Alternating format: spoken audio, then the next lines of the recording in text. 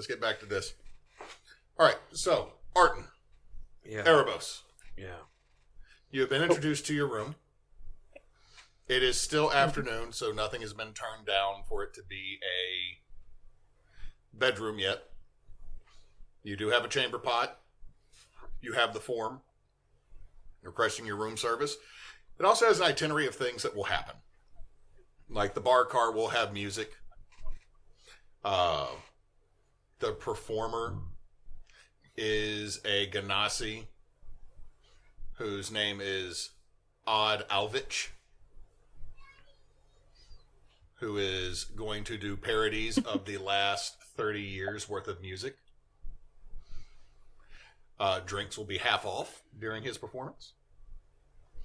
There will also be, and this is probably boring to y'all, but also in the smoking car, there will be lessons brought to you by the resident scholar upon different cultures that the rail will be stopping at for the different realities.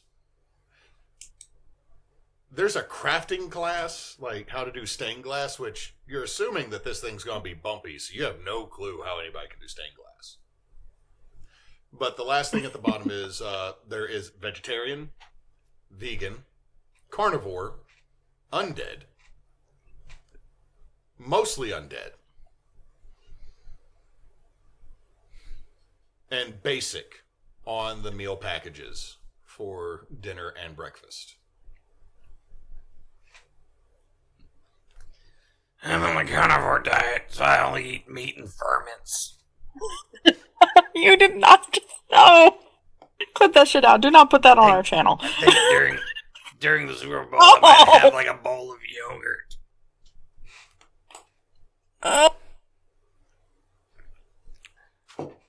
I could have gone 100 years without ever hearing you do that impression, Jed. No. You're going to drive me to go get frickin' scotch out of a closet. I do what it takes to get the scotch.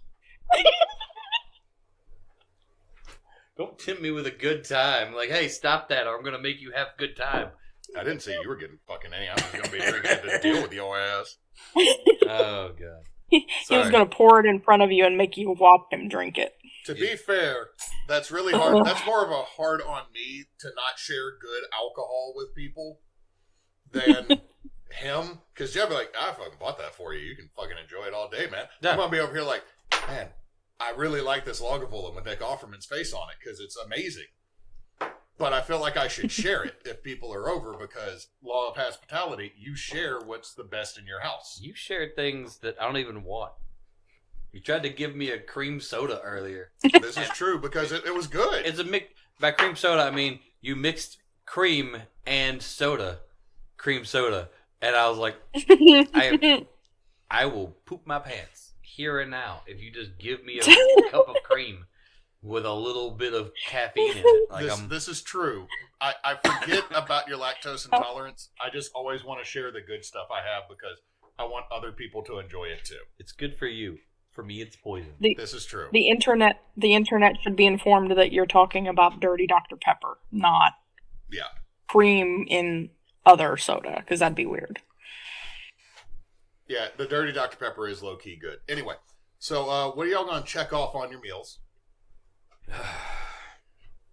This is, well, I guess basic, but I just want a regular ass meal.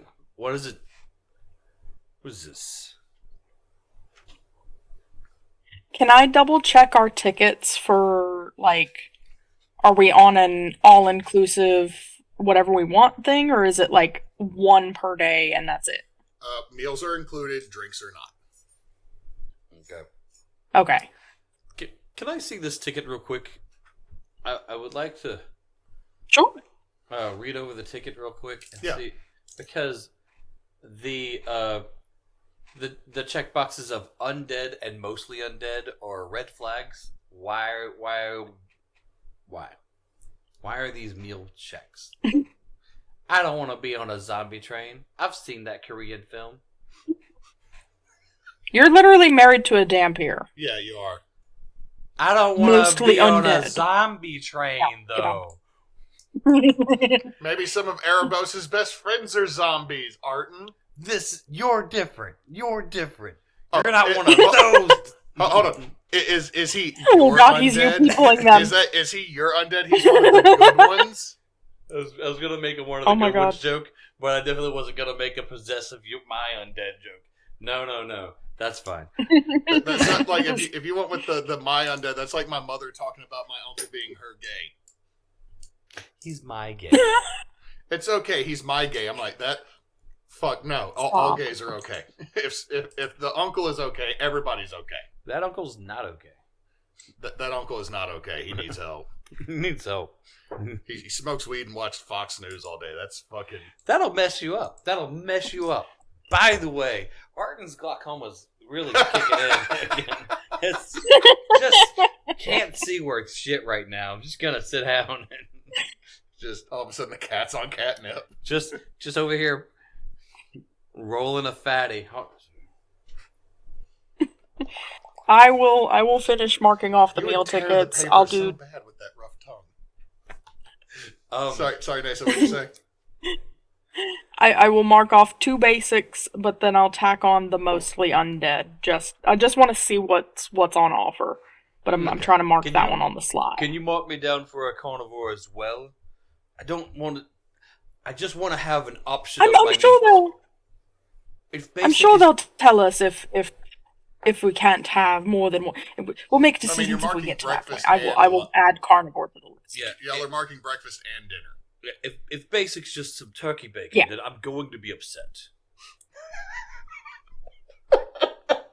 So, give me the carnivore as well. Tell you what, you get a basic, and I'll get a carnivore for breakfast. That way, we'll have a spread. Yeah, we can combine and we'll share. Yeah. Of course, we'll share. So I will make the appropriate edits for that, and I guess is there like a little like pocket or something outside the door that we slip that in? You or? can slide it through a little slot in the door, and it's inside on yours, but the other side would be outside in the hallway because it's angled, so it's like a Yeah, chunk. I will slide it through, and then I'll go over to Arten. Would you like me to help you get out of the corset? Probably we should change before dinner, so pack these away. I think we've got the garment bag in here somewhere. Sure. You can do that. So we'll change. And then 2 hours later, we're dressed because changing turned into something else. We fade to black, and then y'all fade to black, and then we're getting ready. It's like Yeah. I'm undoing the other half of my braids on my beard. Like, just got a little rough, and one of the braids came out. So I just feel like one half of your it's just fluffed. It's real fluffed out, like, and this part's braided down. And it's like, might as well unbraid this one. I don't feel like braiding it out. So On the other side of one of the walls is just this one little halfling. Well, damn.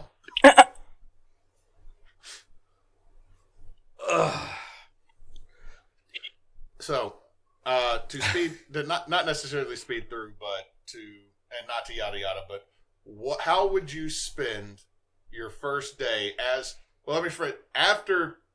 you were doing that, y'all thought maybe the train had left, and as you open up your window, you are staring into the astral sea, which seems to go on for eternity.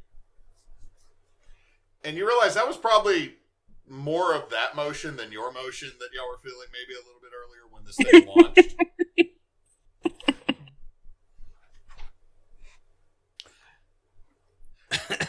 But how would you like to spend your first evening on the Hawkshoe Astral Realm? I mean, half-price drinks and weird music. I like that idea. Is there an observation car as well? We'll check the map. About a third of the way up the train. So the way it goes is storage, basic, y'all, and then the entertainment cars. Okay. So which does mean that there is some traffic past y'all in the hallway outside your room, which I've laid out the map so that at least Jed sees. I think to Neysa it's just You don't got to switch to battle. It's a whole lot of numbers there. Yeah. So I'm just thinking, looking at this gorgeous sight, the Astral Sea, it'd be really cool to do some drugs and stare at it. And I do have all this glaucoma medicine. Just gonna lay that out there. If you want to have a really chill afternoon. But also, this odd alvage pamphlet here. This looks fun. And I like half-price drinks. So let's go to that. The thing is, I'm wondering if it's half-price drinks because you need to be half drunk to listen to him. Or then That's we better real. abide by getting half drunk. Okay, so Half drunk and mostly high, half drunk and mostly high. Dun, All dun, right. dun. So both of y'all roll me a con save on your pre-gaming. I crit. You're solid, man. Like you're mad. You're mad. You're not even that high. I'm mad I'm not even that high. It's some bullshit kush. Mostly stems. 19 for me. Okay, yeah. I'll say this: y'all have a comfortable buzz. You did not. It took more than you thought. But right now, it just like makes everything kind of like a mellow background noise. And then you go, and you can see that you go through, and then as you step out of your car to the next car of another rooms, there's a brief moment that there is, you can see there's a force, like, I shouldn't say, it's a wall of force between the cars. Because for a split second, as you step out, it's like a 4-foot gap of astral sea with a little metal plank between you and the rail car ahead of you. But you notice there's a gleam around it. Erobos, give me a dex save. Do you try to jump on top of him? No, I just freak out and jump. Oh, I just need you to be able to get out of the way. I kind of flubbed that one. 11. Okay, I did roll a 19, so I'm going to give it to you. Because I rolled really well of jumping away from things. And so you didn't just crit fail, so I don't jump onto you or into you. But I do tumble past you. What the fuck was that? What? Why would they make it like all that? Connected. Well, the cars have to be able to turn. You know, you go like this. Like the gaps in your armor. But you could Articulation. You could make it like armor, where it has the little leaves that go over itself. Why do I have to see the emptiness below and above me at the same? I'm not okay with it. As you say that, a little... Note to self, we should not be high walking between the cars. First time? Yes. Good luck, and just keeps going back to his normal seats. Thank you, sir. Okay, as you make it to the bar car, you notice that there is a double decker, that it does have an observation deck that's a glass dome. Mm-hmm. The individual is a Gith Yankee with wild hair. Gith Yankee. With wild hair, playing a piano. But the piano does not sound like a piano. It sounds like an accordion. Why would the piano sound like an accordion? Roll me an investigation check. But I'm... At disadvantage because you're slightly high. And I roll that flat because Bard. Yes. Primarily Bard. Yes. Well, that investigation was bad. Mainly because I critted on one, and the other one was a 4. 24. Erobos, you see on the side of the piano it says Casio.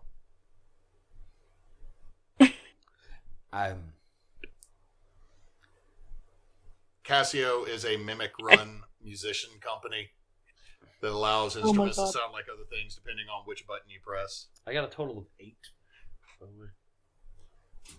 It's starting to kick in, Artent. Like this is a delay. Like you were pissed for a second, then like your blood got pumping because of like going between the rail cars, and now, my dude, yeah, it's hitting.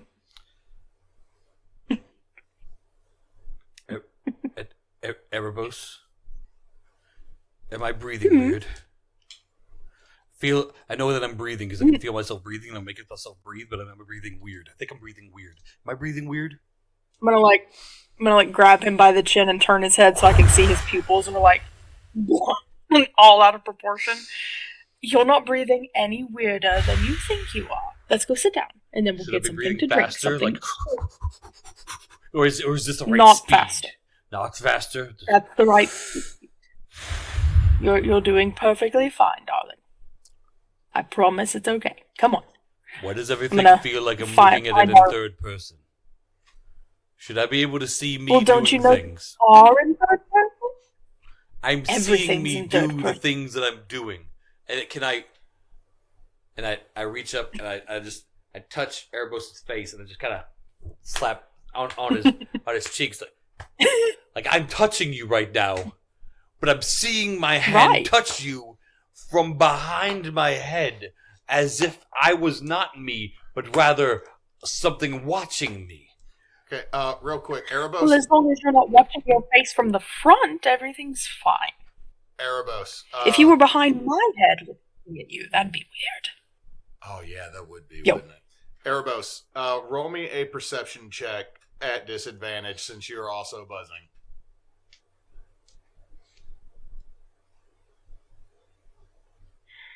Alright, at disadvantage, that's 13. 13? You do not notice this, Artent. You go from buzzing to immediately stone cold sober as someone has cast Lesser Restoration on you.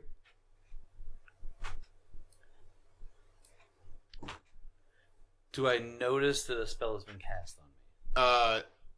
I would say, how would you respond from going from this level of inebriated to normal in just a second? I'm going to need to roll a con save to see if I throw up.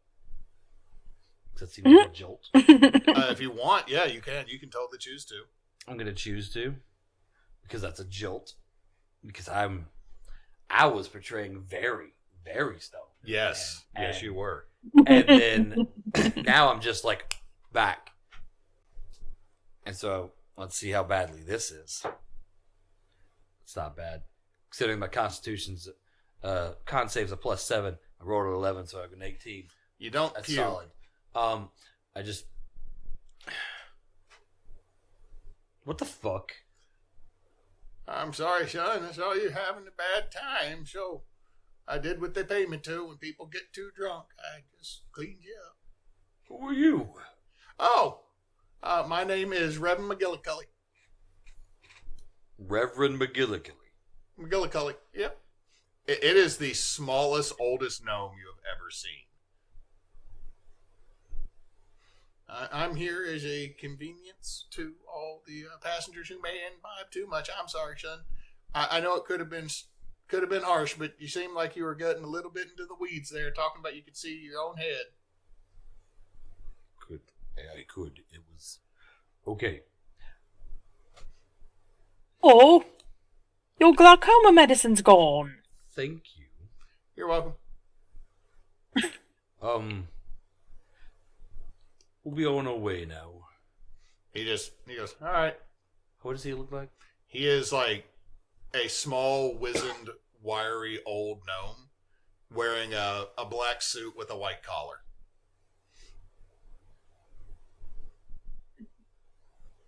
He did say reverend. As y'all walk off, Asmodeus be praised. And also with you.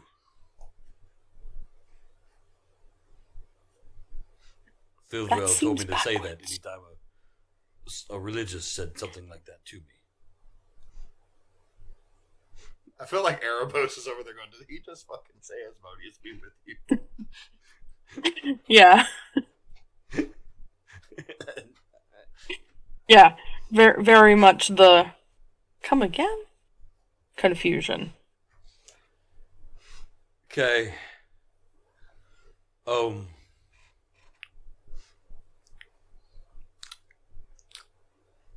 My mouth is You dry. okay? Well, half-price drinks, come on. Let's go. Let's go get half-price drinks and see if you're gonna sing for the sing guy. I was going to say, y'all enjoy y'all's evening. You stare into the astral sea. Artent, do you feel like you're missing out on Erobos' enjoyment of the astral sea? I did. One of the things I was writing down as you were telling me as I failed a roll and I was trying to describe how high I was getting. In my list of equipment, it said belt pouch, and so I put full of weed in it because I would have stuffed a little in there. Because prior to us leaving the room and the weed, I didn't know that it was working at all. This is true. So I would have stuffed a little in there because maybe I need to get a little bit more. And then it hit me hard. And then the guy took it all away. So I have a little bit of just weed in my pocket. That being Up said, and down and up and down. I'm not sure if I can smoke in That you do. As you're sitting Good there, question. it just has a very big sign, do not smoke in here. here. Fair. We have dryads on board. Dryads. Mm. Apparently it's frowned upon in the dryad community to smoke dried leaves. No, they're flammable, man. They're made out of tree. Just fucking with you. What happened to the Ent wives? Look, man, it was an accident on one train trip. No! No! That hits. We all know now. We all know.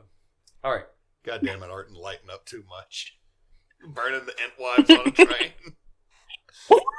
Elsewhere, Treebeard sitting on a landing with a sign saying, "Welcome home, honey." Oh my God, he's just waiting there Oh. forever.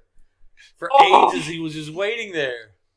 Just No. feel the song that played Oh. when it was Seymour sitting outside of the pizzeria waiting on Fry. Saddest fucking It's Futurama all our episode. fault. It's all our fault.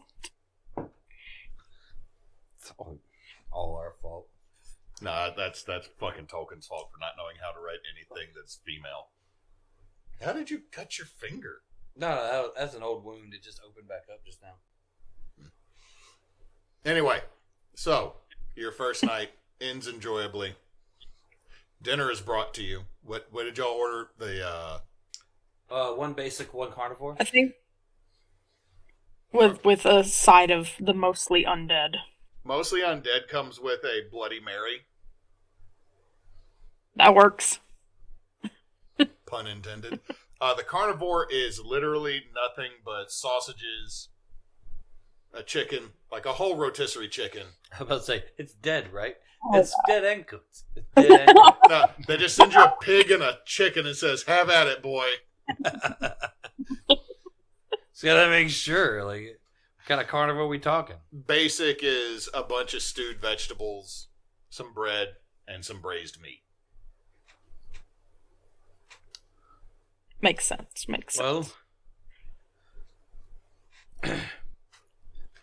Well, we're getting all ready for we're eating. I take a hunk of the bread. I burrow out a hole with my finger in the bread. I take one of the sausages and I put it into the bread to make a little kolache like thing. And as I get it in there, hey Erobos.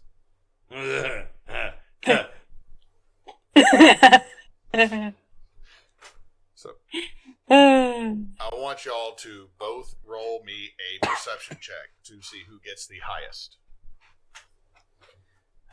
Rolling checks to see who's the highest. Dunno. We already rolled to see who's the highest. It was me, and then you ruined that. No, that little old And man. now I'm the highest. You are the little old man. You know, I can't argue with that. Like my old good faith, I can't. Sir, what the this app is being done. Hold on. I got 21 perceptions. That's a good perception check. It is. I also got a 21. Hey! Rollies. Rollies. Rollies. Roll me a d20 and see who gets higher. What you got? 17. Oh, yeah? Try beating a 2. All right, Erobos, you wake up Yo. slightly hungover, Yeah, fair enough. hearing a commotion outside, and you feel the train rock for a moment. Like, side to side or uppy downies? Like side to side, like something bumped it and made it go like bump, bump, bump.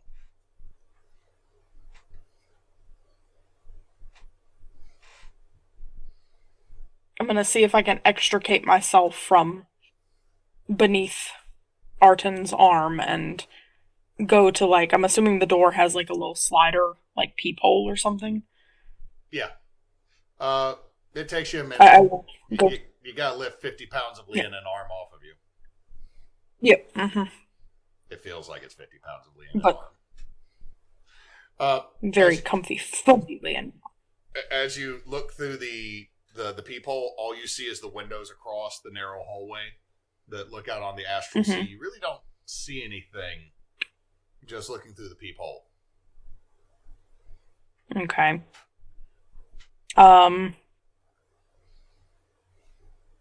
I will make sure I've got coverage so I'm not blinding anybody. I'll crack open the door and kind of look down the hall both ways. All right. You are not wearing any armor, correct? That is correct. What is your unarmored AC? So unarmored AC is always just Dex. So 10 plus 12? 10 plus 2 is 12? Okay. So roll with disadvantage because you surprised. You open the door up and you look down, and there's a small figure wearing a black and green tattered cloak that, as you open the door, holds something up at you, Erobos, and shoots, and part of the wood next to your head splinters. Okay. When you say small figure, how small? Like ankle high, knee high? Probably somewhere between knee and waist. They're all the way down they're at the far end of the train from you. From, like, you open the door out this way, so I guess to your right is down at the end, like at the far end of the train car. They hold up some type of thing and shoot at you, and the wood next to your head just splinters on the doorway. Okay. Artent, this would be enough to wake you up because it is Okay. a bang. It was a dex save at disadvantage? Yes. No. I rolled at disadvantage because you surprised them. That's why I was asking what your AC was. Oh, okay. Oh, okay. So I got yes. it. I will lean my head back in real quick and push the door closed. As you do that, you hear, "You stay in there! Stay!" What was that? Short person with a shot at me. Shot at you. The hell he Yeah. did. I get up. I put on, I grab a shirt and my robe. No pants. Because loose tie in the robe. I got a loose tie on the robe. I've got my shirt on, which is the only armor I actually had, because that's a mithril thing going through it. And I walk out there to find out which one was it. All right, so Door swings open. Other things are swinging too. So switch I us will to the battle point camp. the direction that the little guy was. How do you switch to the battle cam? Over on the side, the one It right says below. battle us. cam. You gotta click the one that says battle cam to get to the battle cam. Yeah, so you can move yourself into the hallway. Really? Artent, you step out. Do me a favor. roll me just. I guess this is an intimidation check. Mm-hmm.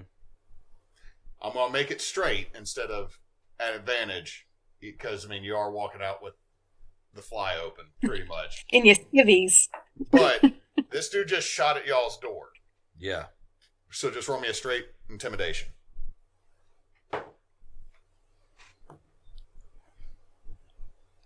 15. 15? All right. You step out. Oh, shit! And you are looking at something that, I mean, you're really tall. Erobos is not. This, whatever you're looking at is somewhere around maybe somewhere between 3 and 4 feet tall. What's the size category? They would be considered small. Okay. So, as you step out, they go, oh, shit. And you see them leveling this metal handheld thing at you. Roll me a history check real quick.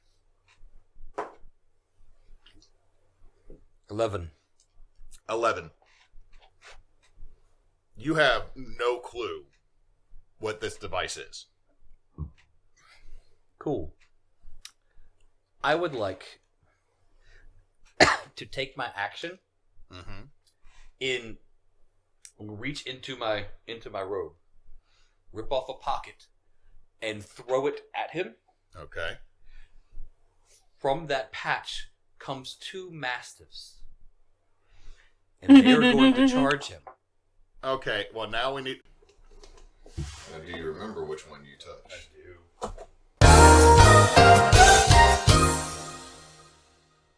D&D Beyond, I click the thing, and I was expecting like a blurb about them. Mm-hmm. No. And on the robe of many things, it just said Mastiff, and I was like, cool, appreciate that. So, but the reason I decided this is what I'm doing here now is because the only action Mastiff has is bite, melee attack, +3, reach 5 feet. Hit is 1d6 plus 1. Piercing damage. If the target is medium or smaller, it has the prone condition. If they hit. Yep. If they hit. So now I have 2 mastiffs, and if either one of them hits, said creature is prone. Okay. No save, correct? Look, man, you can read. Yep, okay. Not a save. It's not a save, which because it wasn't a save, like that feels broken, and this creature that is pointing a thingy at me. It's a big giant dog This overpowering a smaller thing than it. It is. But it was one of those things where, like, since this thing is so small, mastiffs seem like a good move. Indeed. Anyway. Yep. Plus, if they get to live, then I have 2 doggos. I like doggos. Bobo. Anyway, so mastiffs, go. Duo mastiffs, I choose you. This is not flanking because neither one of them is behind it, but they do both get a try to an attack. And so we're just going to roll 2d20 and see what happens. All right.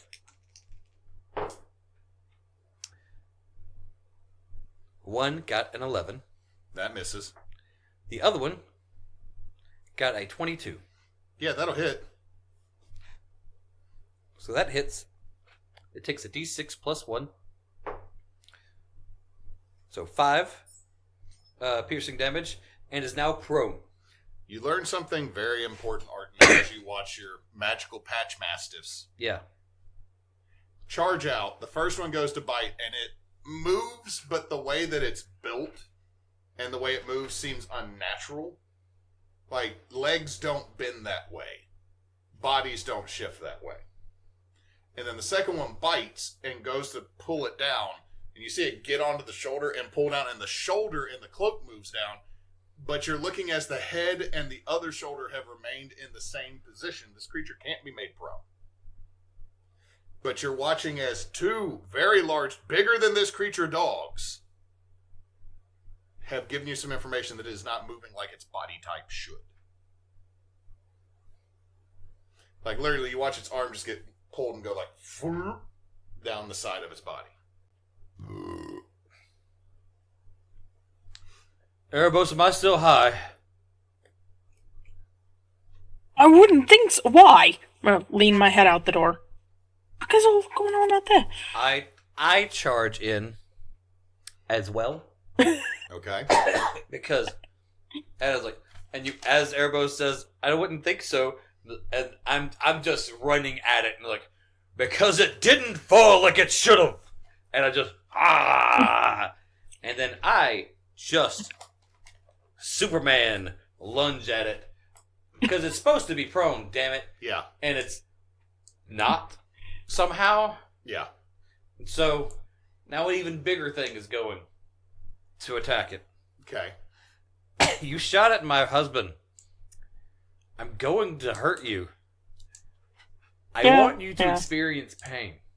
And I really hope you can. I really hope you can experience pain. So we're doing unarmed strikes.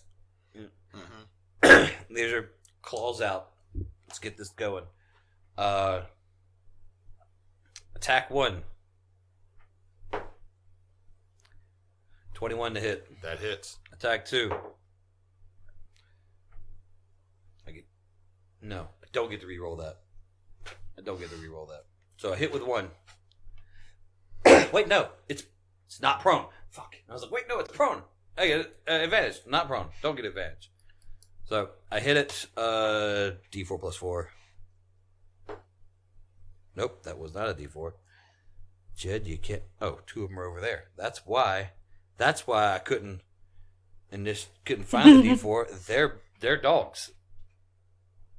It takes another 6 damage, and it has an angry cat man on top of it. Mm-hmm. What's going on with this thing? I will allow you to give me a investigation check.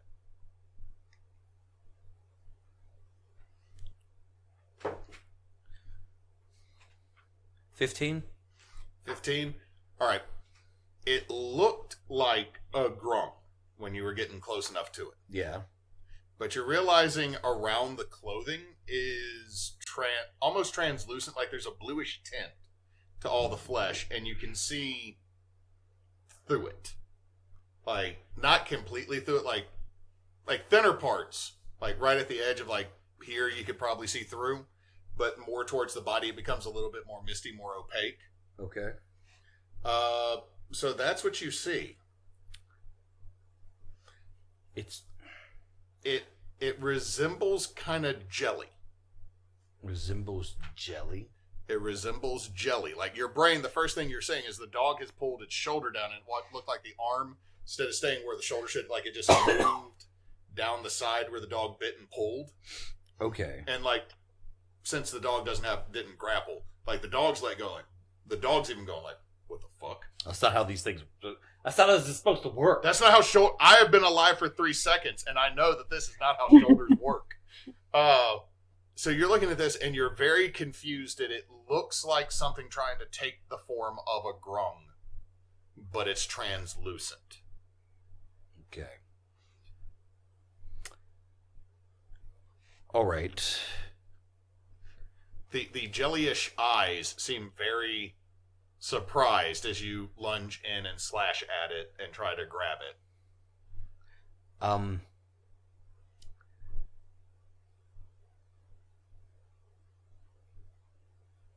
I would like to use a superiority die to disarm. Have you already made how many attacks do you have left? I have no more attacks left. I just didn't know if I could do that. If you can hit action surge to superiority die disarm, you can action surge to get 2 more attack actions because you get 2 attacks in a round, right? Yeah. I don't want to. I don't want to use my action surge. You just want your superiority die then. I don't want to action surge so soon. He can shoot me. It's fine. So there's 2 big dogs. Yeah, it's 2 big dogs. The better part of 7-foot tall cat man. Yeah. Erobos. Okay. I would like to throw like wrap the sheet or blanket or whatever and kind of do the bathrobe tuck thing. So I'm now like sheathed, so I can jump into the hall with hands free. I want to look the opposite direction real quick to make sure we're not about to get shafted up the bum. Okay, as you look down that way, I'm not going to make you roll. No one, like, there's like a room or two past y'all, or should be like one more room past you looking at the battle map on the other side of my screen. I'm having to use the TV. So, the battle map, as like, there's one room past y'all, and then there's the door to what's going to be the basic seats back that direction.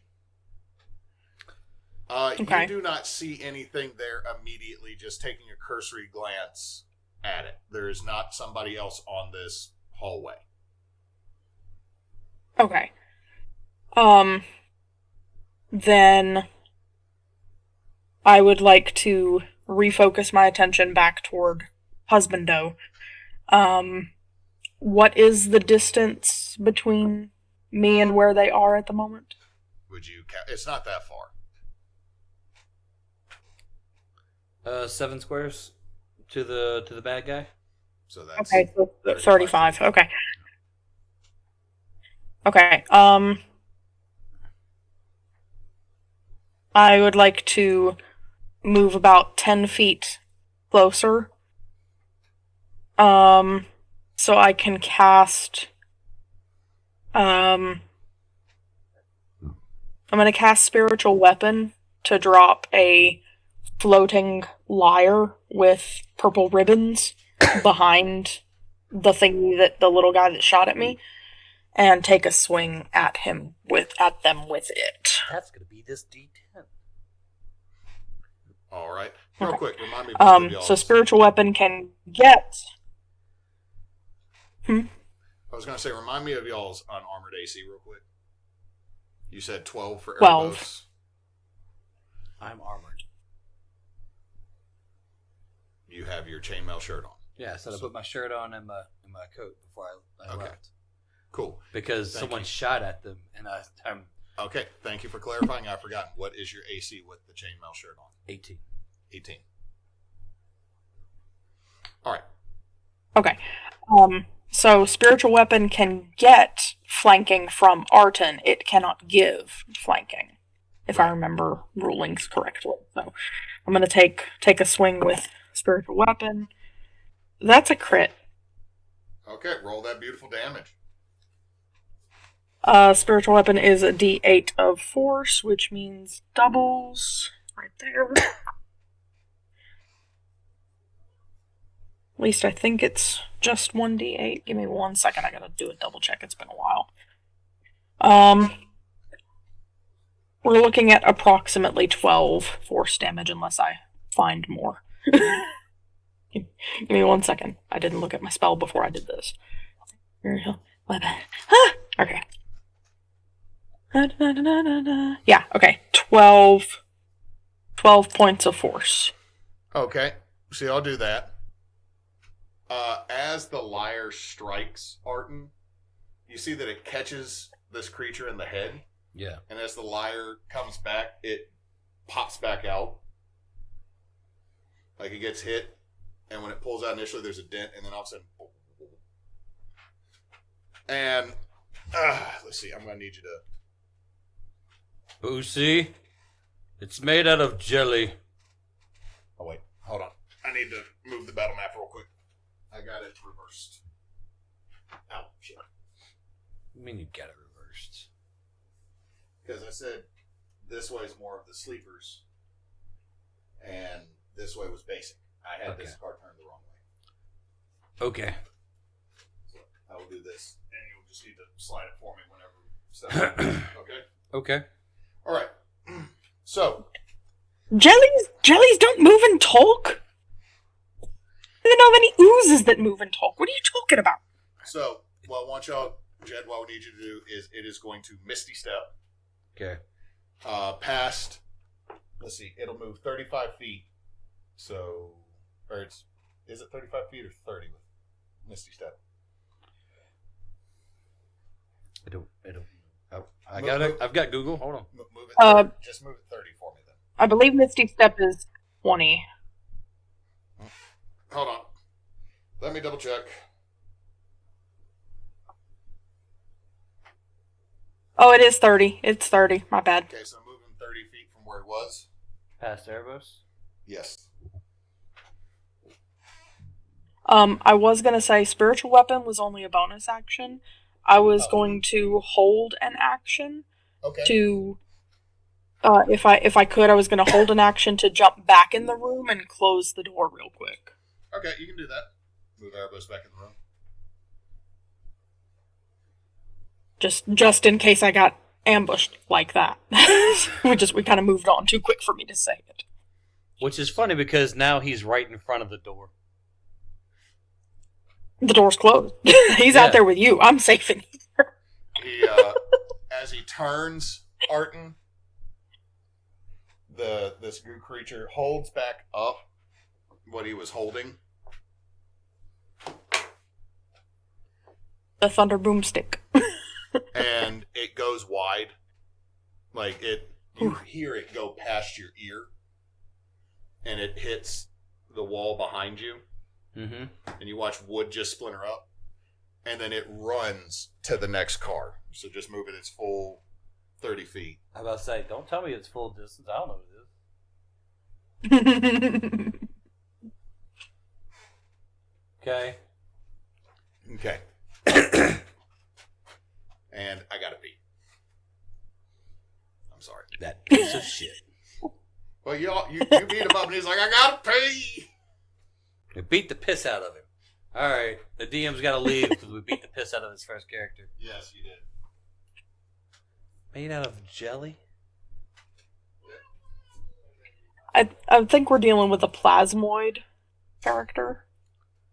These plasmoids are Astral Sea relevant. But I'm not metaing anything else.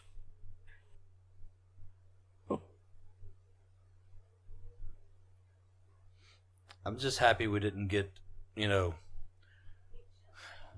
attacked by a group of clowns. Space clowns. Yeah. That's a thing. Yeah, I get it. I get it. I do think, for strategizing purposes, I do think at this point Erobos is going to be pulling luggage down and trying to find, bow and arrows. Because this seems like it's getting out of hand really quickly. So the Code of Many Things is is the only real things I brought. With good reason, because it has 2 quarterstaffs in it, and it also has 2 daggers. And I was like, so I got some weapons in this coat, but it's also just a gift that I got from Phil, and it's a nice coat. And so I was like, this makes sense with the character, and also the fact that I'm on vacation. I'm not trying to carry around a giant halberd, but I do have a quarterstaff, so I can do my quarterstaff stuff. Yeah. I also feel like, I mostly just feel like Erobos is pretty much, and has been for a long time, is pretty much the homeless type. Like, he doesn't really have a home base anywhere, so his bow and stuff gets packed every time he goes somewhere. But beyond that, that makes some sense. Goodness. It's just, it's packed in, the deep depths of the regular luggage, it's going to be buried, so I might have to take this turn to dig the damn thing out. The caboose? Okay, so there's, before we... It might be. Future Hewitt edits out I had to run a pee break. It'll go, there's one sleeper car ahead of you, y'all sleeper rooms, the basic seats, and then storage. Okay, and then the most of our stuff was put in the storage. Any luggage was put with us. Yeah, y'all have whatever you chose to we had carry some luggage. Okay, well then, if that was something you wanted to keep with us, then you would have kept it. Talking about the bow? Yeah. I figured that y'all... at this point, y'all are level 12. You have a bag of holding at least one. No. I don't just have a bag of holding. I have a Louis Vuitton bag of holding. Because that's what we bought We bought that in a. Oh no, wasn't it? It was Asmodeus and Fitch, right? It was Asmodeus and Fitch. It's Asmodeus Lich. Asmodeus Lich. That's what it was. Asmodeus and Lich. I just didn't remember. I didn't remember the joke that you made. I just put Louis bag of holding it on my equipment because I knew I had something. Yeah. Oh goodness. The point being that I was gonna have to go rummage and find bow and arrows probably this turn, but it's more I'm not leaving you hanging. All right, so y'all probably Erobos probably stuck that in a bag of holding those in your personal possessions that you carried into the sleeper room. Yeah. I am not gonna get whatever about inventory.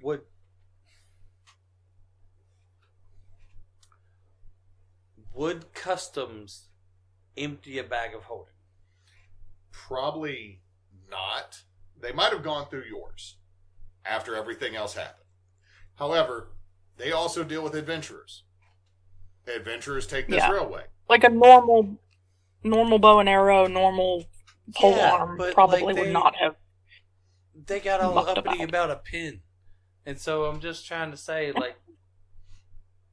also, they didn't ask you for your bag of holding. You could be like, hey, Hewitt, DM, you made a mistake. Yeah. The bag of holding was in my lion titties this whole time. You're fucked up. Just let me pull out my it was just Lich bag from betwixt my massive lion pectoral memories. I was holding it between my thighs, but not with my thighs. It was on one of the bolts. That's why it took so long to unhitch things. I was like, I'm normally a lot faster at taking out these piercings. Sitting there with your frickin' Artent's ladder. Okay, let's. Oh my god! All right, come on! I want to deal with the little barb dude. Oh goodness. All right, so he's running. He ran. Erobos. These fuckers. How fast did they run?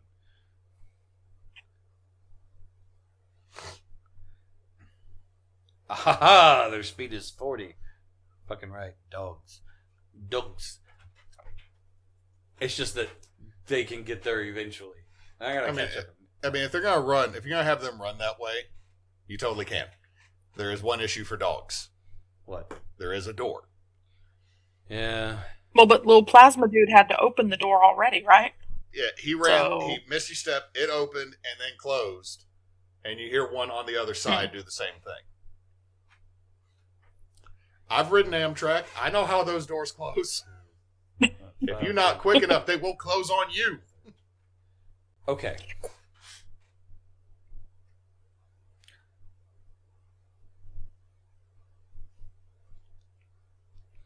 Erobos is running.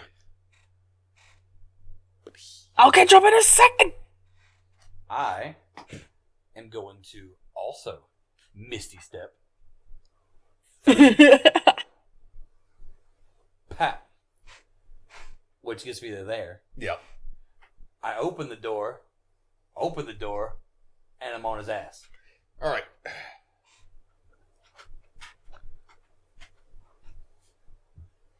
You notice that this car has been cleared out of people.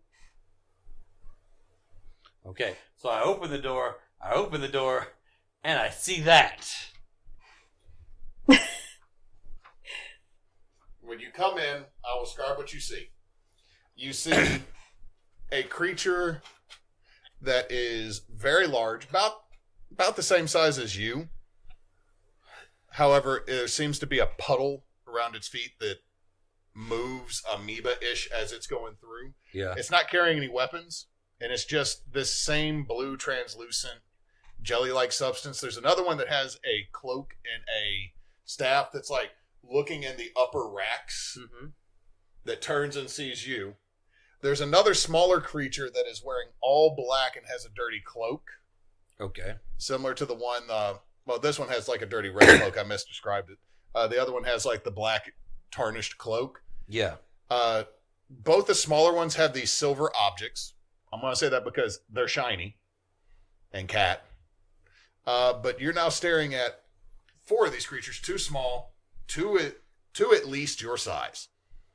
You're not sure if they pulled all that pseudopodal style foot back into themselves if they would be taller or not. But they very gooish. As you walk in, they turn and look at you. I open the door. I see them. I shut the door. You're now standing between the two rails with the astral sea in all directions around you. I go back into my cart and I shut this door. Shit.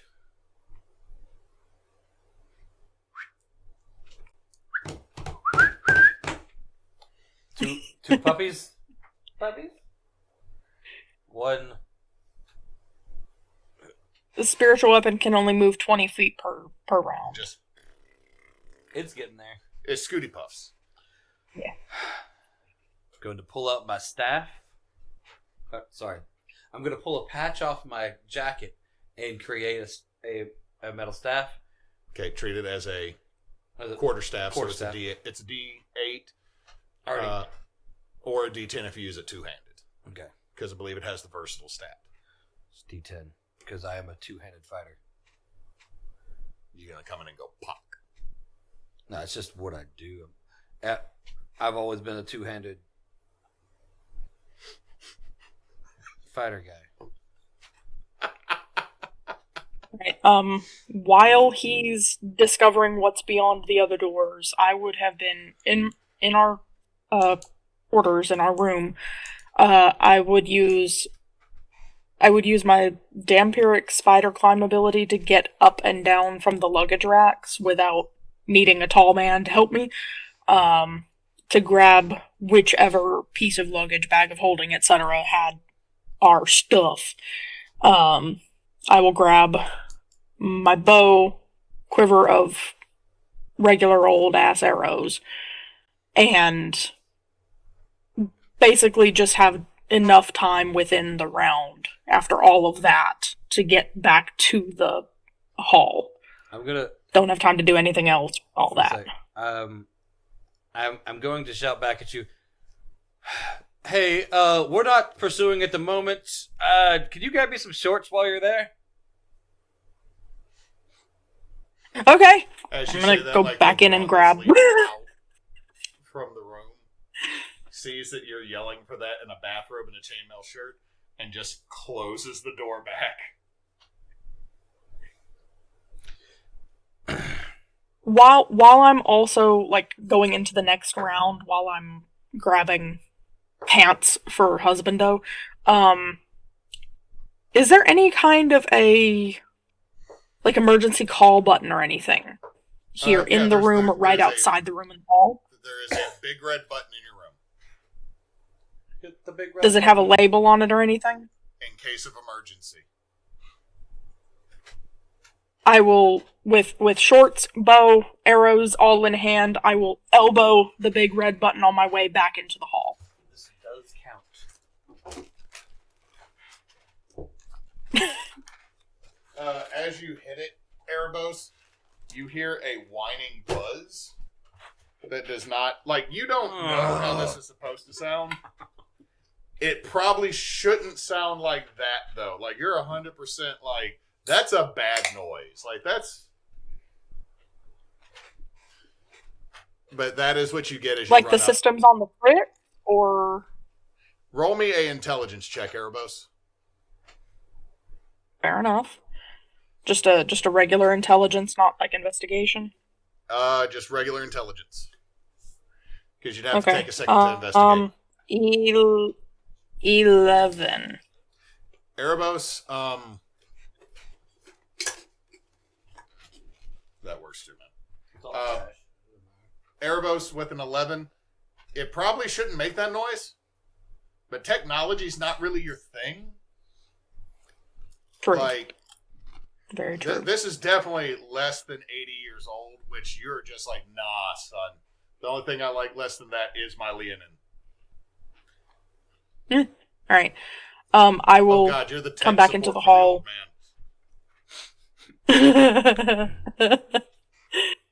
Run over to Artent and hand him the pants. Right. I will say that is. I hit the big red button. I don't think it worked. There's more We're gonna call them goo creatures. In the other cart. Got it. Goo guys. Are they wearing hats? No, I don't think so. There's two Good. big ones. The one we chased in there, and another small one. The small ones were wearing hats. Does that matter? Hats are evil. Erobos I tell you, just doesn't every like time hats. people wear hats, they never know what the hat's agenda is, and they just put it on their head, and then the hat turns them evil. That's the whole thing. I've heard of this. Okay. I put on my my gray sweatshorts. It just says Abibus on the bottom of it. No. Nice. No. The gray sweatshorts. The butt says juicy.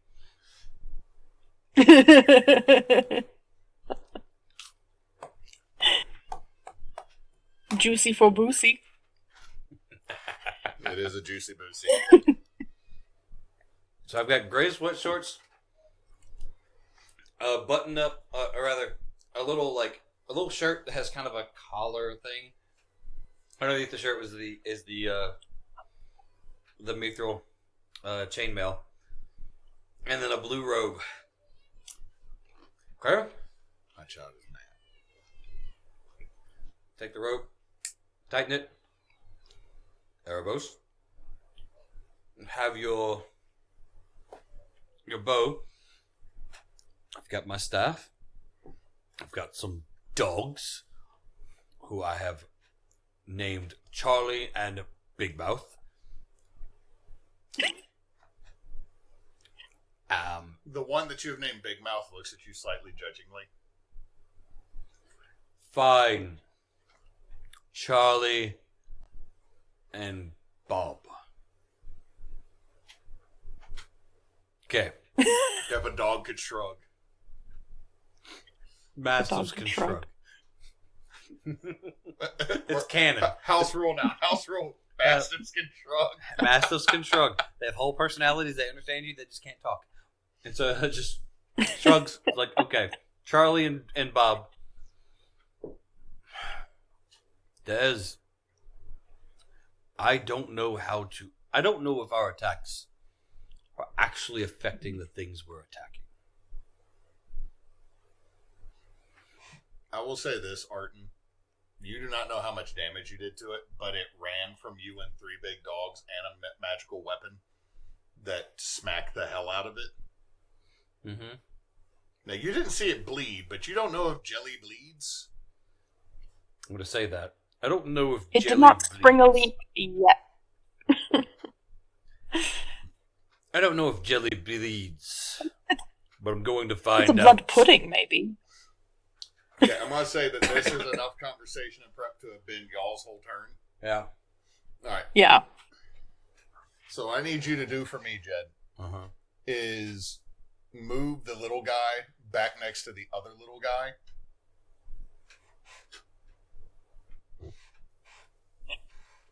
Yeah, do that for me.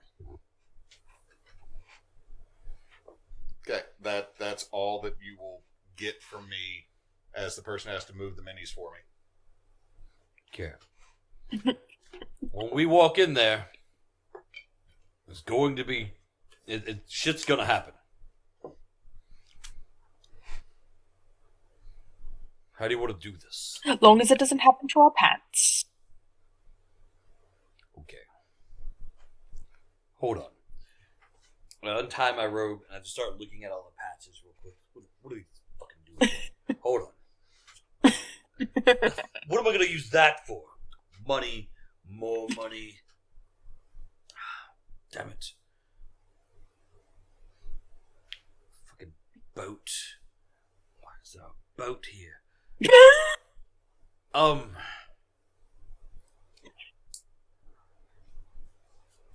I shut the robe real quick. Erobos.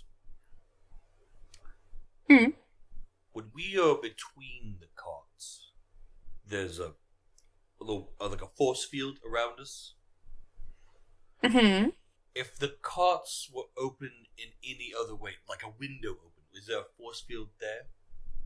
Or do the windows just not open because there is no force field? What would I have to roll to know that? Would that be history? Roll me Based history. on prior Roll me potential history, travels? Okay. Oof. Only a 10. As far as you know, Erobos, the windows don't open because the astral sea is on the other side. You don't die in the astral sea if you fall adrift, but also you don't really have control of where you go unless you figure out how to move. Have other means of magical propulsion, yeah. Okay, so I will say, in response to that question, I don't think the window's open, it's a whole safety thing. What, are we talking about blowing a hole in the side of the car? Is that what you're talking about? What's up? I wouldn't be blowing a hole in the side of the car if I just place a window there. Place a window. This patch places a window where I want a window, and this patch places a door where I want a door. Or at least that's what I think it does. The instructions were fairly vague. I think the biggest concern there is placing window where you want a window. This is going to take up a whole turn while we're discussing this, by the way. This is too much information. Placing a window, the biggest issue there is if it actually does work, then you also get sucked out with it. And that's not okay. That's not the way I want you sucked. Fair.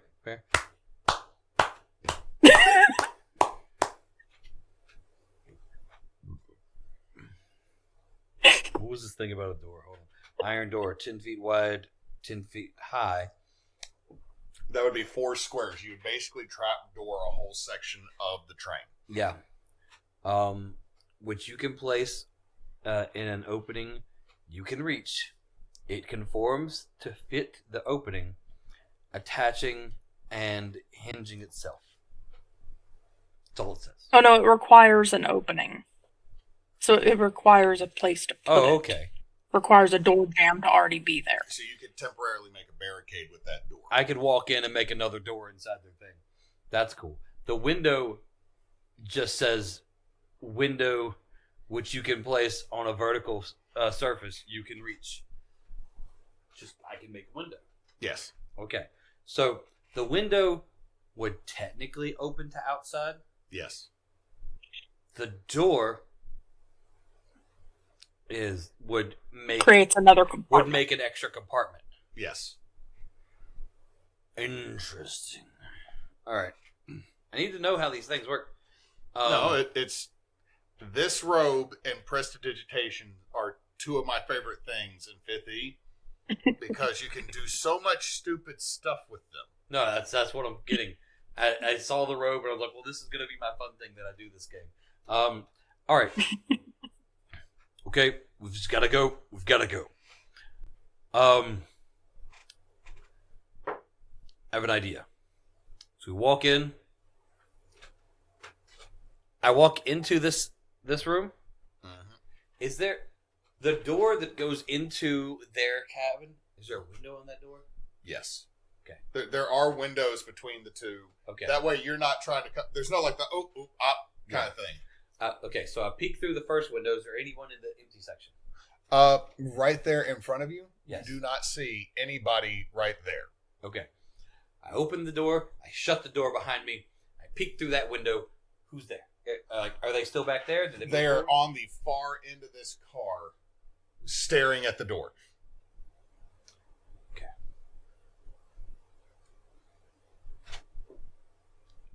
The door Artent's at, or the door into the Artent caboose? is peeking up over the bottom of the window of the door, and you can see the 3 creatures are staring back at you across this empty car. Okay. I'm standing right here. I'm facing my people. It's like, okay. They're just watching us, waiting for this door to open. They have some kind of ranged weapon that shoots things and makes stuff the big around boom you thunder stick, explode. yeah. What? Yeah. The big boom thunder stick. Yeah, some bullshit. That's what it is.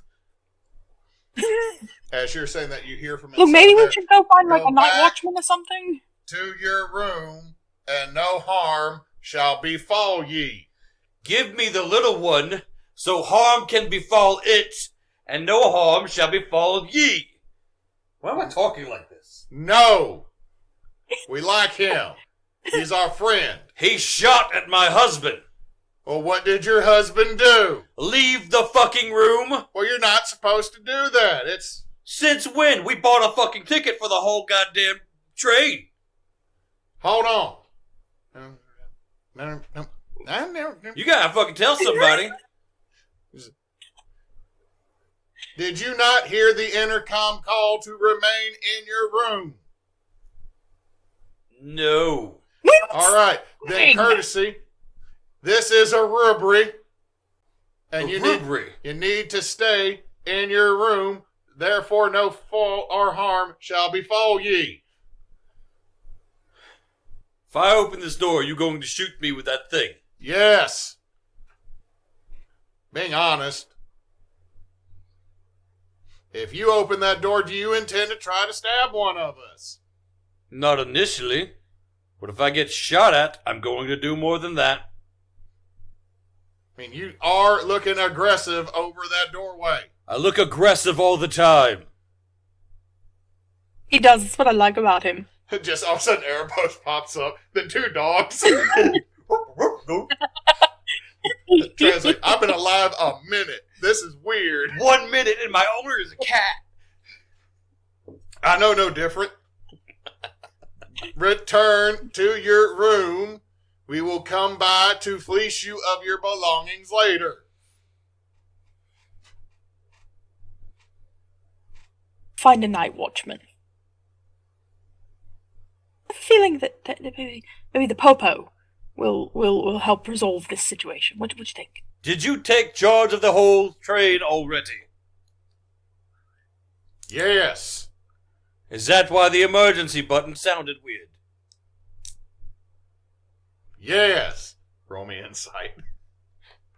Can I also? Yes, insight? you can roll insight.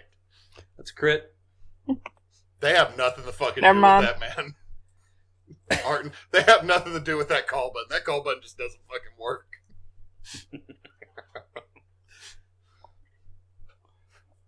What'd you get, Erobos?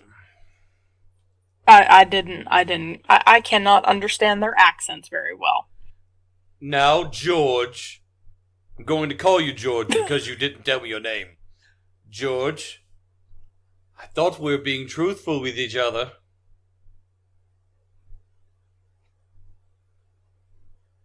Okay, 99% truthful.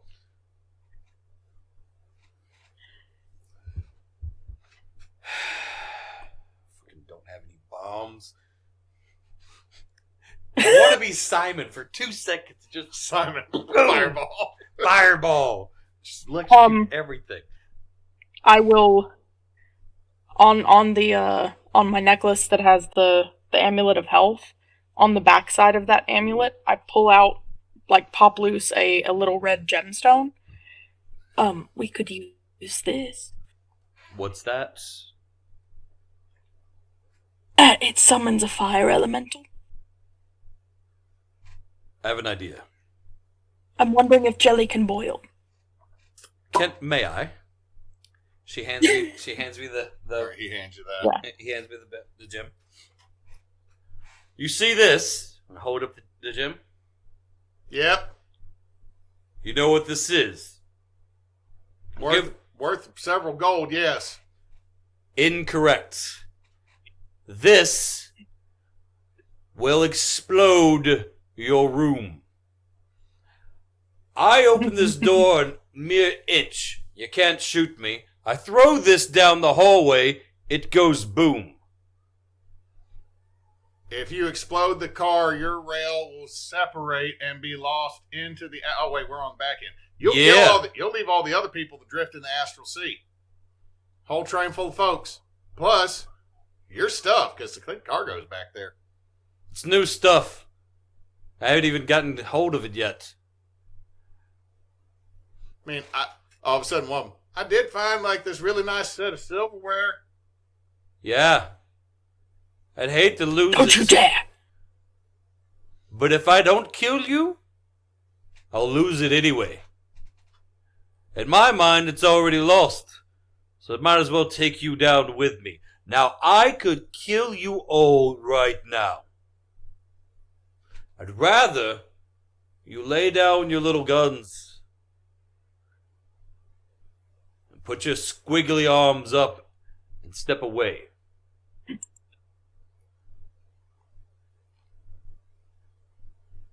Roll me intimidation. I was waiting on rolling me as something. I was like, I don't know what it's going to make me roll.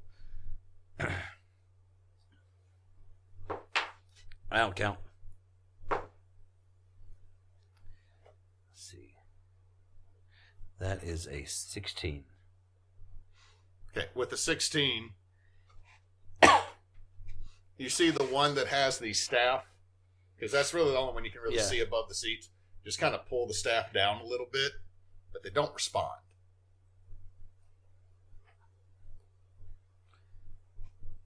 Okay. Like, roll me an intelligence check before I say anything, because I don't want to tell you 100% what your character thinks just at this moment. Okay, what am I adding to this? Just straight intelligence. Hold on.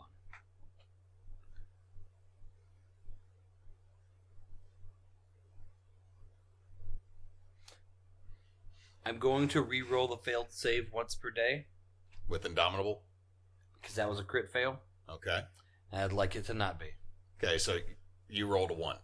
Yes. Okay, that would be the only way I would safe bet saying that you failed without asking. Well, I grabbed that dice and I was like, wait a second. I read something earlier and it said I don't have to pay attention to this once a day. So once a day I get to not. I get the nope. I get the See, that was better. That's better. Just straight intelligence. Just straight intelligence. Save? Just straight intelligence, not save. So whatever your intelligence modifier is. Okay. Let's say it's 18 because I rolled 18. 16. You're pretty sure they put the staff down. It's just they're like 30 feet away and there's benches. But they put whatever they were holding down. You can't see the little ones. Okay. Slowly open the door.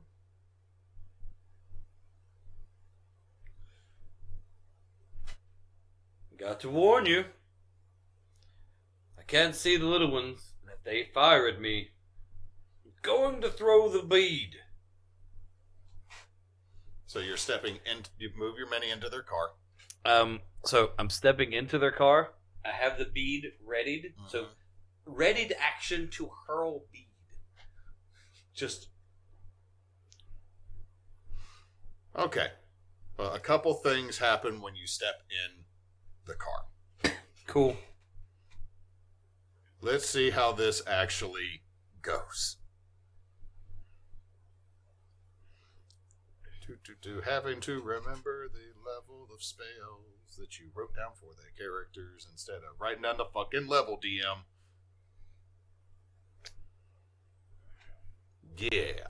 Yeah, prepared. Thought I was.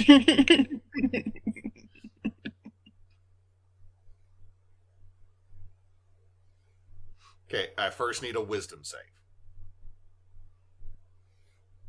Just for Martin? Just for Martin, because he is the one entering the room. Okay. No. Okay, you walk in as you're saying that you could throw it.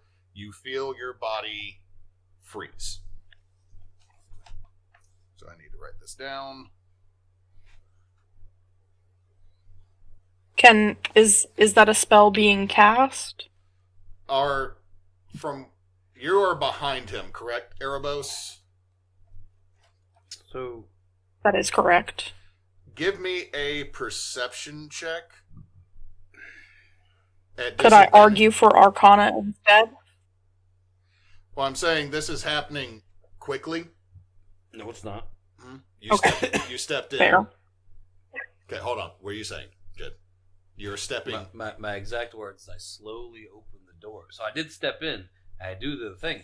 Yes. If I'm freezing, that door is only partially open. I'm saying you have opened the door and you slowly entered, right? Yes. Once you are fully into the room is when this happens. Okay. So once I'm fully into the room, the door's all the way open is when this happens. Yes. Okay. I will say that you probably still have a hand on it, so the door is left open. Okay. Prior to this happening, Yes. everyone's weapons are on the ground? As far as you can see, yeah.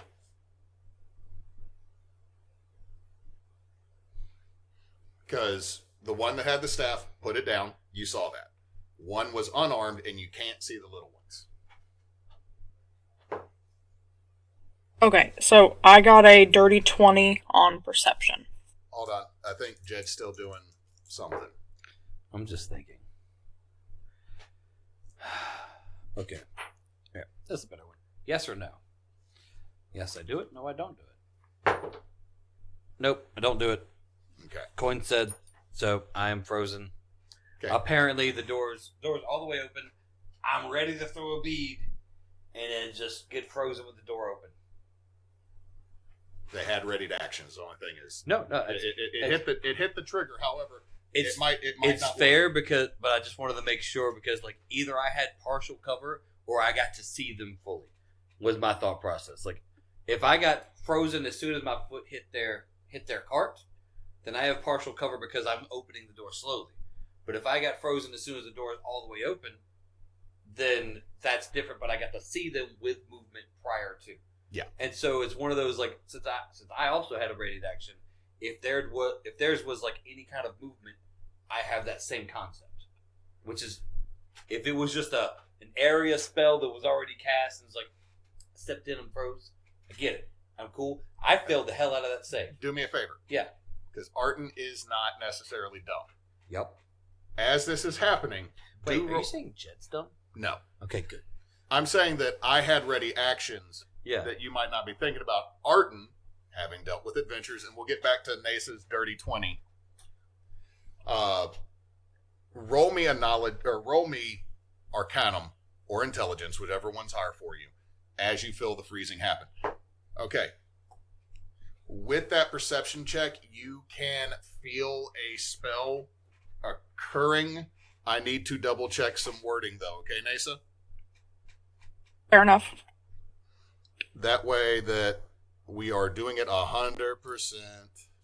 That Arcana is a dirty 20. Okay.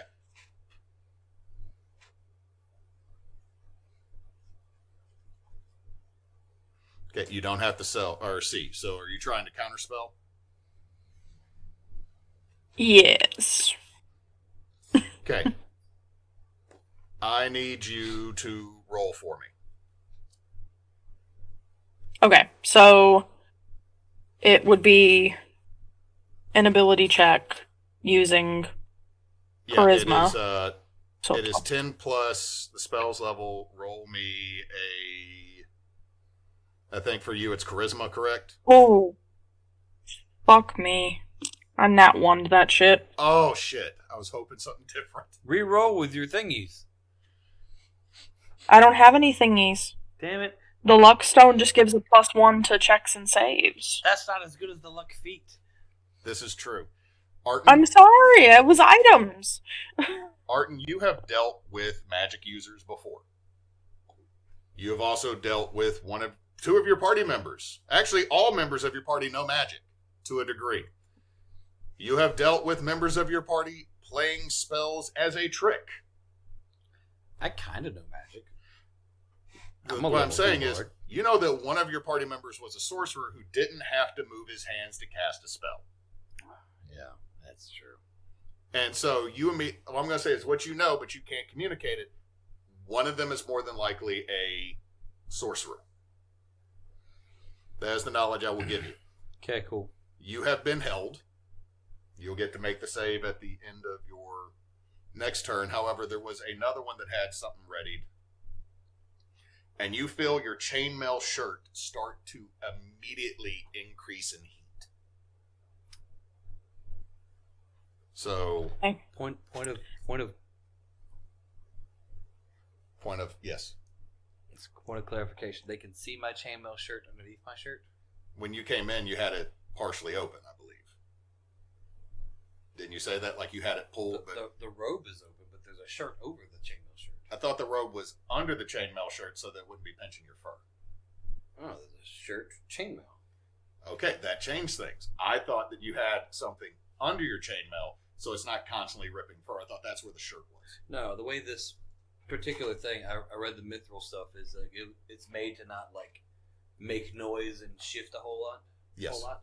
And so like that won't rip as much hair. That's exactly what he would want to have. It was still underneath things because he doesn't want to. He wants to look like he's still trying to have a good time. That was always the process. Cool. They are not doing the thing they were going to do then. Okay. Because they can do something else. They can. But Feel free to do something else. I just wanted to make sure that They do I not believe if you were going for heat metal, I do believe that he said that the quarterstaff was metal. That's true.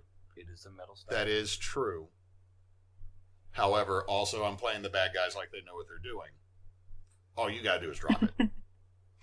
So I thought that you had. But he's held. He can't drop it. That's okay.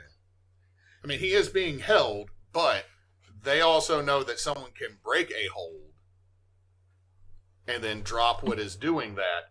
They would have gone for the chainmail shirt that is now clearly underneath a shirt, not over a shirt. However, I will say, Artent is not dumb. He's got something on underneath that chainmail so that he's not ripping out massive patches of his fur. The way I built the concept was always going to be shirt, chainmail, shirt, just so you have. In my thought process was going to be like, it's the idea of having a t-shirt and a Hawaiian button-up over the t-shirt. I'm here to have a good time. Yes. And in between the two was chainmail because I've been in too many battles and I'm freaking out without having armor. So like, see, I appreciate this. This allows me to know. Yeah, However, Artent was not wearing pants before, was he? He was not, and I'm just wearing shorts now. Okay, hold on. Let me double check something on this spell because I could be mean. Good. You could be very mean. Oh no! Now they have to see it, don't they? That's why. That's why I'm double checking. Well, yeah. In my history of using that spell, I always thought it was line of sight. But if it's just knowledge of it being there, then my penis hurts. Okay. Choose a manufactured metal object such as a metal weapon or suit of heavy or medium metal armor that you can see within range. Okay. So they would have seen it. However, now it is covered. So going to continue. You can cause the object to glow red hot. So, I mean, they can't see it now. They had it readied for when you would run back in. However, they would still need to have that line of sight upon it. So I'm going to say that they can't set your penile jewelry ablaze. Cool. He knows it's there. So that action I'm going to say was readied, but because the object that it needs to heat is not visible. Thank you, DM gods. I'll have to play like my penis is actually on fire. See, how bad is it? You're held in place and your penis is ablaze. I can't even get mad. I'm just like... No, you'd be mad. It's just you'd be trapped in a cage with your impotent rage.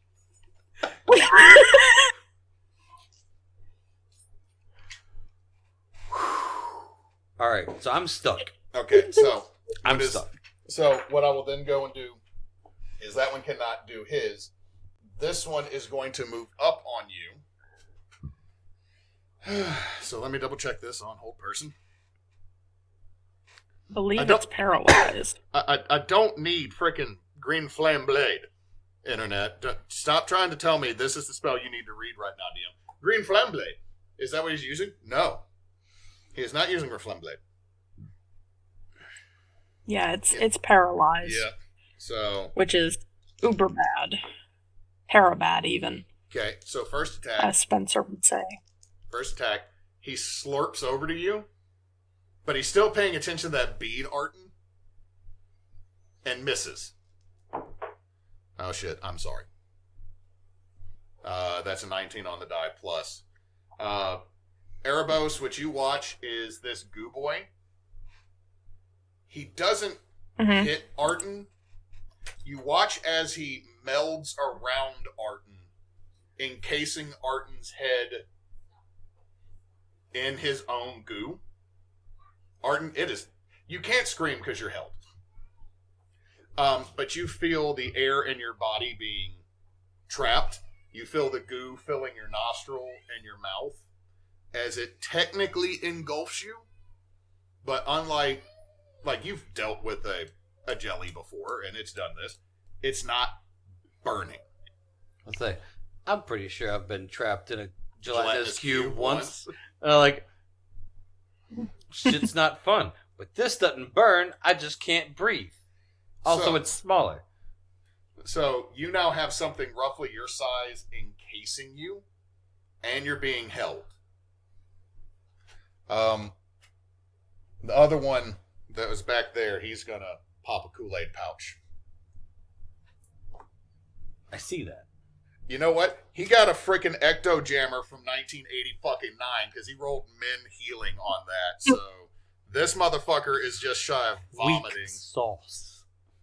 Holy crap! I mean, that is the worst. I rolled two ones on his potion. He's like, "Oh God!" He got that. He ain't got that dog in hell. That shit's past its expiry. He got that. He got that healing potion from my guy, the little pixie guy. That's the one that doesn't work. He got the one that just tastes like pineapple and anger. Okay, so it's y'all's go. So Artent, what I'll need from you is 2 rolls. Okay. I need a con save, which is probably going to be good. Okay. And? So what was that con save? Oh, I haven't done it yet. Just roll me the con save first. This is the fight against suffocation. Oh, okay. Yeah, that's really good. So my Constitution's a +7, and I rolled a 19. Okay, so this is how we're going. You're not suffocating. Like, okay. You got a good breath in before because you're going to be like, ah, you're going to, be big and loud and scurry, right? So you have that air in you.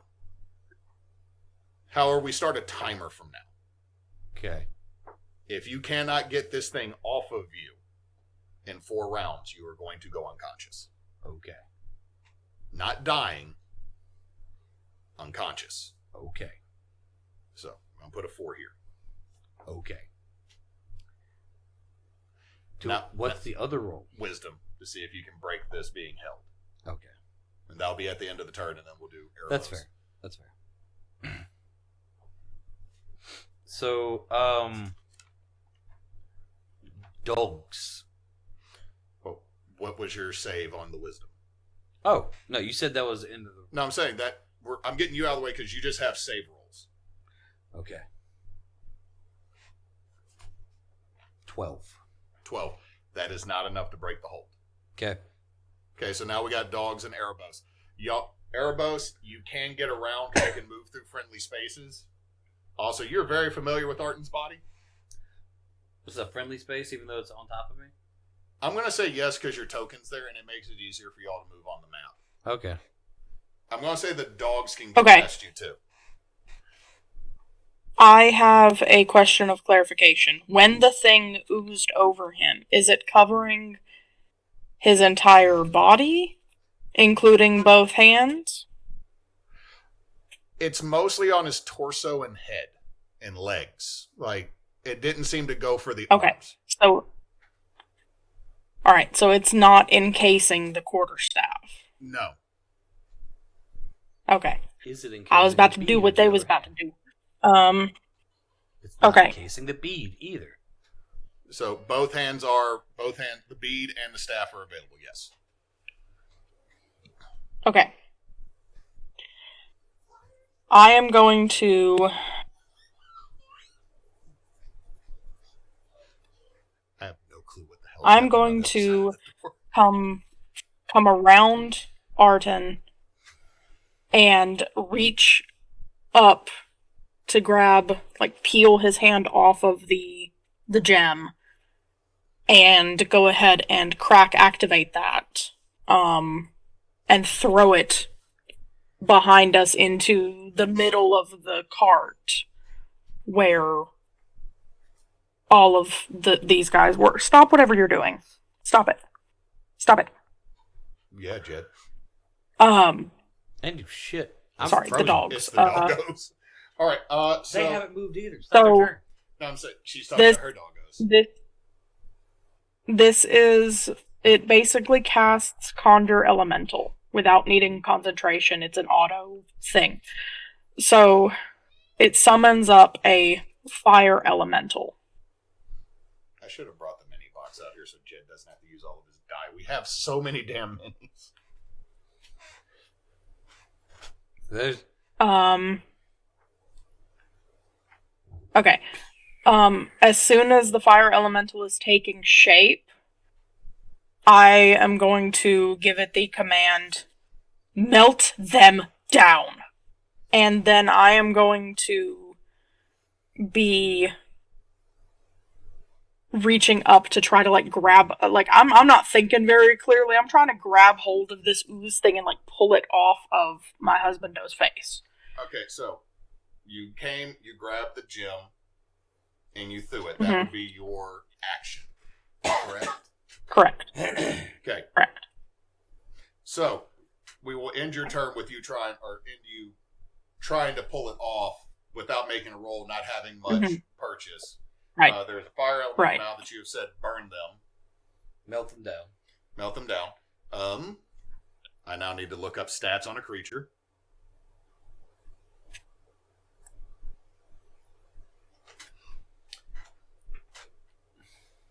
So dogs. Yeah. No, for the dogs, I have a question here. The elemental that's wrapped around me, Or whatever it is, yes. sorry, whatever it is, the goop that's wrapped around me. To stay wrapped around me, it can't move because I can't move. Yeah. So it has to stay. Okay. So when the dogs go up and start biting it, does it give any kind of advantage? Because it can't dodge. I will say it. They don't get sneak attack. No.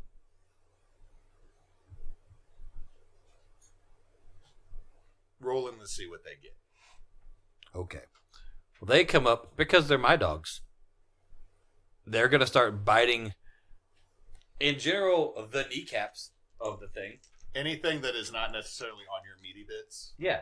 They're trying to, well, they're just trying to sink their teeth into it to beat it up. Because if it dies, it doesn't kill me. Okay, so in that case, hear me out. Since I'm in front of Artent, they could have flankies, right?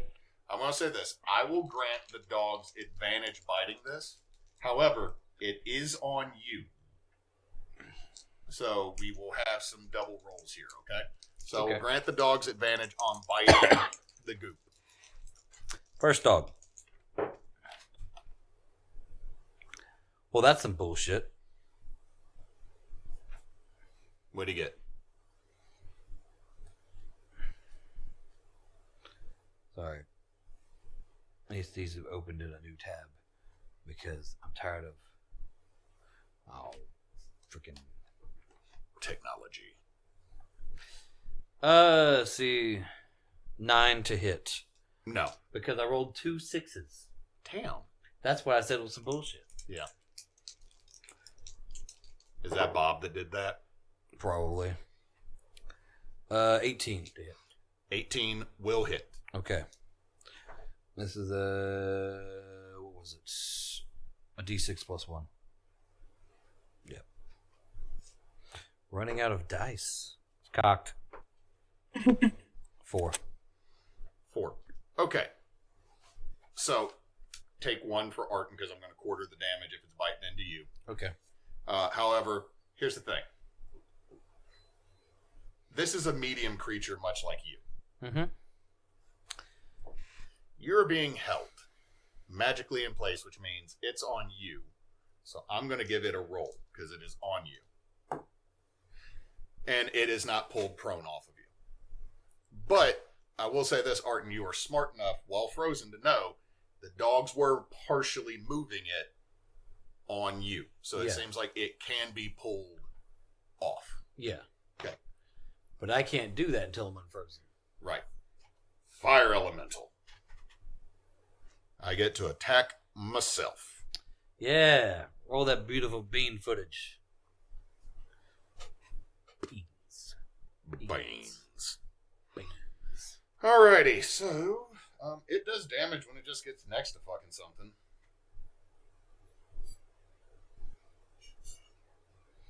Does it have a Super Saiyan ability? Because I feel like that's what it would try to do. No, it's just just a sit there creature. going, A creature that touches the elemental or hits it takes 5. Okay, so it's not just a constant. First time it enters a creature's space. So, move whatever is representing our fire elemental. It's right here in between all three of them. Okay, it's not going to move, so I now got to make sure they all take 1d4. 4 fire damage. So since you threw it in the middle of them all, so that's why I put it. That is... You didn't make her roll for accuracy, so I just assumed she's great. It's Erobos. Touche. All right, so it's there. So everything took 4 fire damage. It's very bright on that end of the room. It also has its attacks, Yes. which I'm about... sadly are called. Can I? Huh? I want to interject here for a second. Yes. So, and this is just because it's still our turn. The bead was thrown, and the bead was activated, and fire came out. Mm-hmm. Never did they succeed in a bluff that, because I was saying it was going to melt the whole thing down and explode. So they didn't succeed in any kind of bluff, so they might freak out that it's a bomb. It's not their turn yet for them to react that way. Throwing it out there, they're like... They might be, that they might very well thought it was a bomb for a second, think that they need to get out of there, but they don't have the ability to act, and then all of a sudden the world was on fire and it was punching them.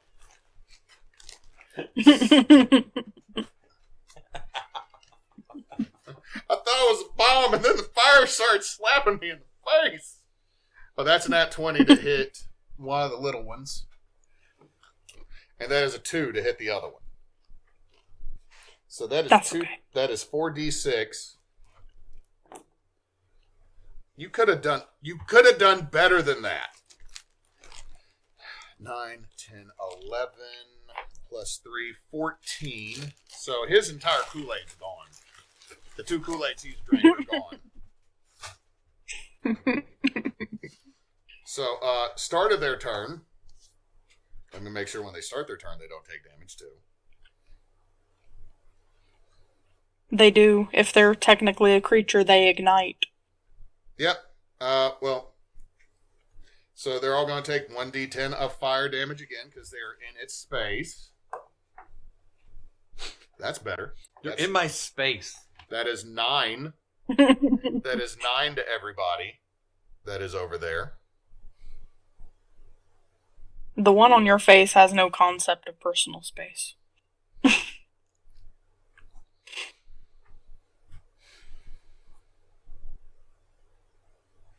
Ugh, that little one there is not doing great. Good. Good. Good!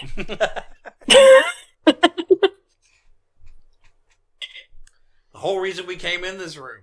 Whole reason we came out of our room. Just to make sure that one didn't do great. Okay, so let's see. Taking pot shots Hold on. at my wife, husband.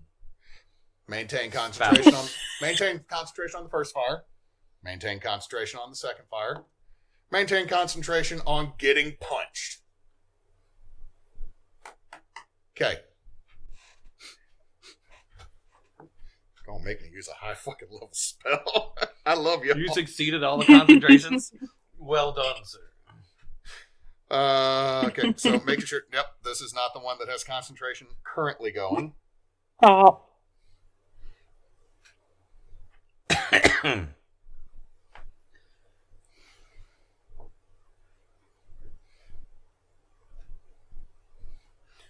All right. Gotta roll saves against my goddamn self. Thank y'all. You're welcome. Nope. The one with all the shit on its head banishes what's setting everybody on fire. But it's now concentrating. So it can't try to light anybody's goddamn armor on fire. So it's now got concentration up to... Okay, so... Wait. So is my fire elemental gone? They just cast Banish on it. Okay. Do you wish to do anything? Could the big one did that? That one that had the staff would have. So he turned around and go, bah! But Neysa's got something might change that. Can I roll an Arcana check to see which one was casting it? Yes. Like to tell where the magic is coming from? Yes. So I know which one to target. Yes. Fuck my life. It's a 14. That's not going to be enough. Not quite. All right, so that one is going to banish. Spiritual weapon can slowly be following up to get to y'all. Okay. I'm just 20 feet around. Yeah, it's 20 feet around, but we took a round to talk. So it's almost there. Like, I would say y'all's next turn, it could move in. Okay. All right, so that being said, the one that just cast Banish, it is going to move to the next card. Fuck this shit. Gonna go this way. All right. Keanu. So Erobos has ducked down. Nice back. Well, keep it over there because it might come back. Those two little ones are not going to try to shoot their friend. One of them has concentration up. So the one in the green hat, move them back a train car.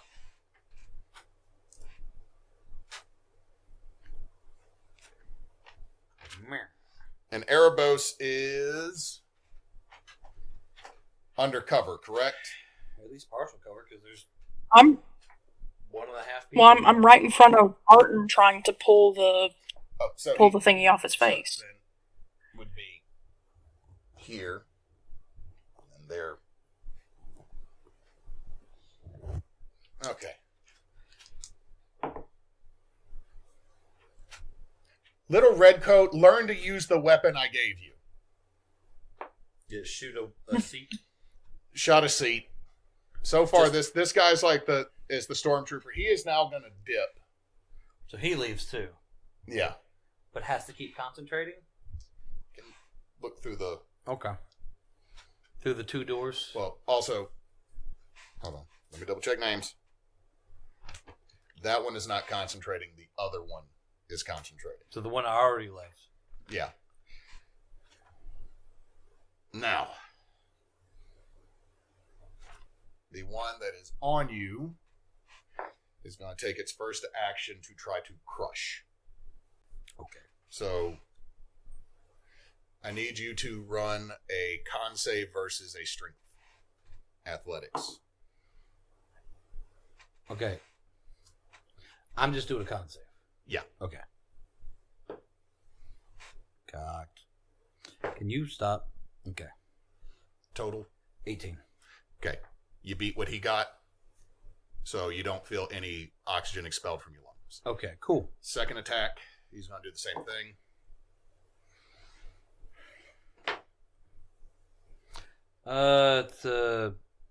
Did you beat a 10? Yeah. Yeah. So you can feel that it's trying to crush you. It's just not able to... Just being a bitch about it. Yeah. You could say that. I'm gonna, but I can't because I can't move my jaw. All right, so it is now y'all's go. So I roll a dice to see if I lose oxygen. No, so now now we have 3 rounds. So you roll con save, but we don't got to do another con save. We set the time limit. Okay. All right. Roll me a wisdom save. Okay, so just wisdom save each turn. Yes. Roll me a dump stat save. Damn it. Just. It's a 17. You break it. Fucking right. So you can now move, and you have this thing suffocating you on you. Okay. I can now take an action to move. That is the end of your turn. Okay. That's the end of my turn. Yes. So there's Erobos. And dogs.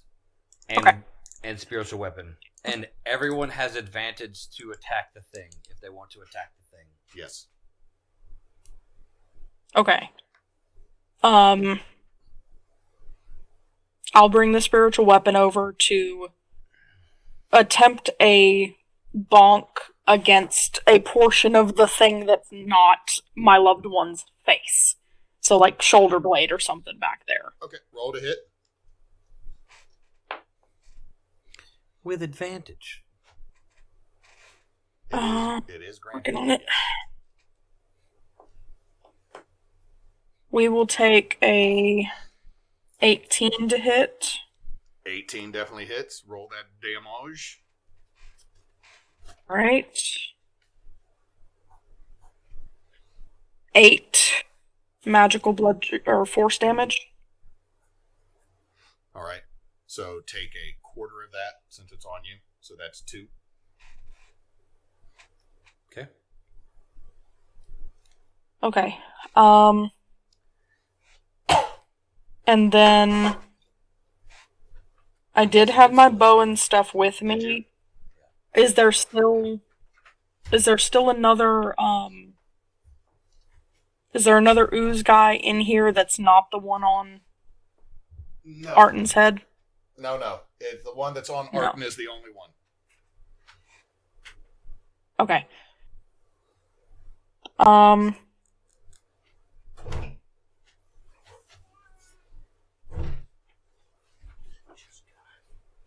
Just gonna stick it right there. It's not a game until we spill something. I think I'm gonna take a couple of steps back so I'm not giving myself disadvantage real quick. And I'm gonna kind of double up some stuff here. Let me double check before I go. Because I don't think I need to use my bonus action to keep doing spiritual weapon, but I could be wrong with that. I think it's automatic once it's out. No, it is a bonus action. Okay. Alright. So I'm going to get myself 15 to 20 feet so I'm not at disadvantage. Okay. And then I'm going to look Artent dead in the eyes as I'm pulling the bow back. Trust me. And I'm shooting toward, and I'm trying to make sure I can target this properly. This general vicinity, not this vicinity. This vicinity. Okay.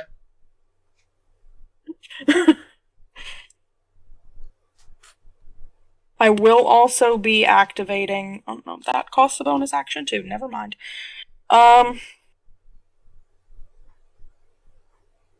will be throwing a blood maledict on this, marking it, and so if I hit it, it's taken an extra hemocraft damage. Okay. Fuck me. Only a 13. The curse has returned. 13 to hit. 13 does not hit. Okay. Then that is my turn. Alright. Erobos shot some arrows, but they went a little wide. Okay. It's now Doggo's turn. The dogs try to bite it. Okay. Because that's what the dogs do. That's what the dogs are at, too. Yeah.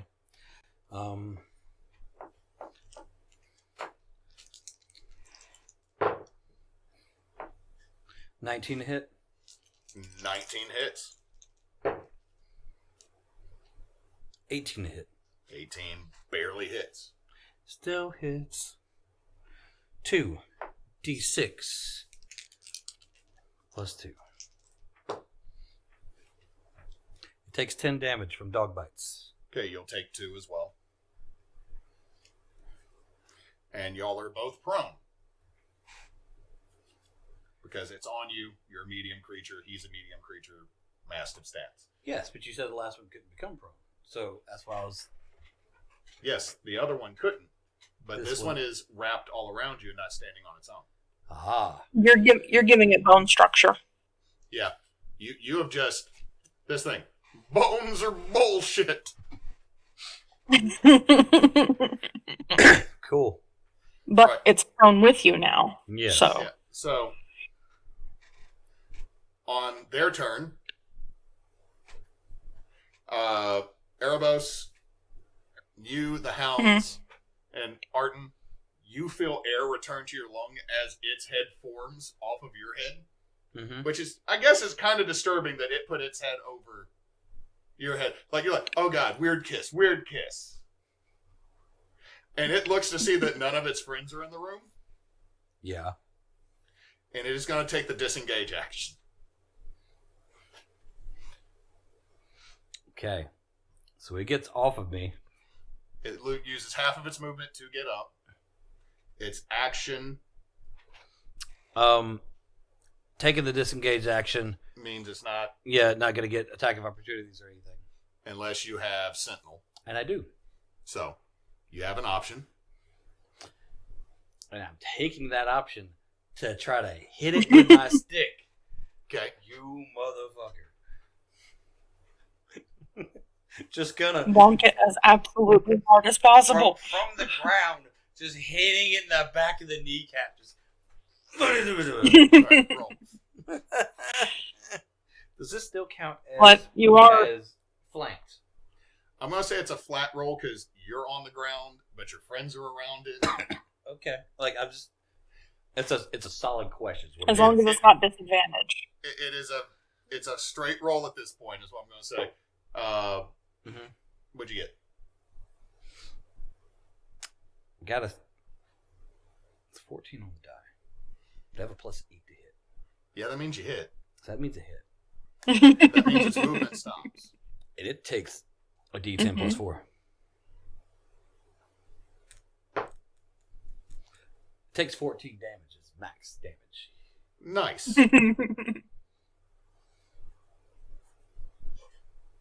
Proud of you. This thing is still looking really good as far as you can tell.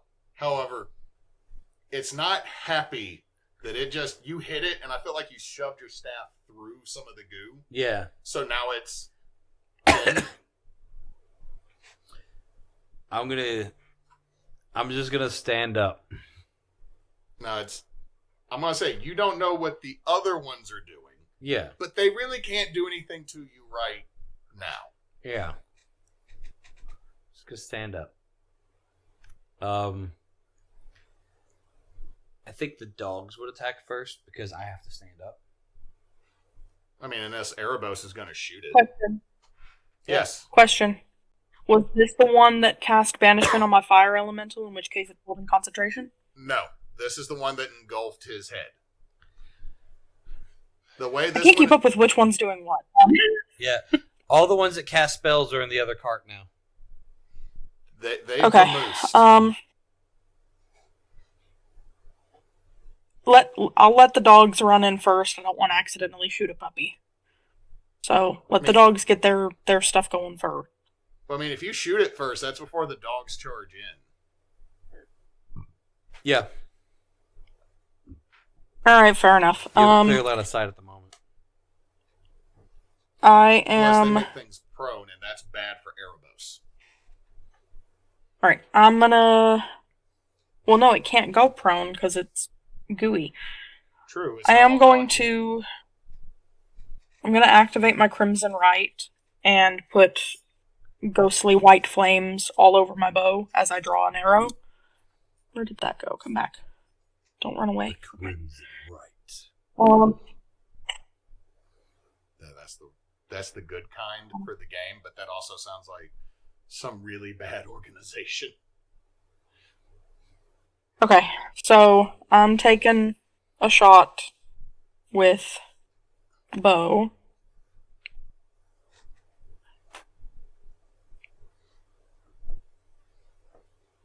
I do not hit.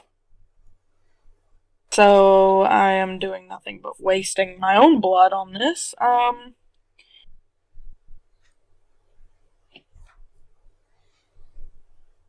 So doggos.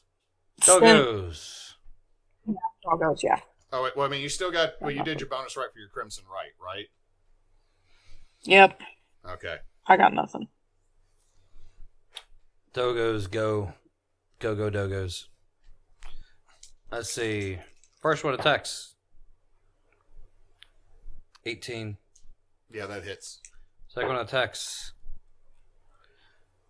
12. No. Okay, so one hits. It it's D6.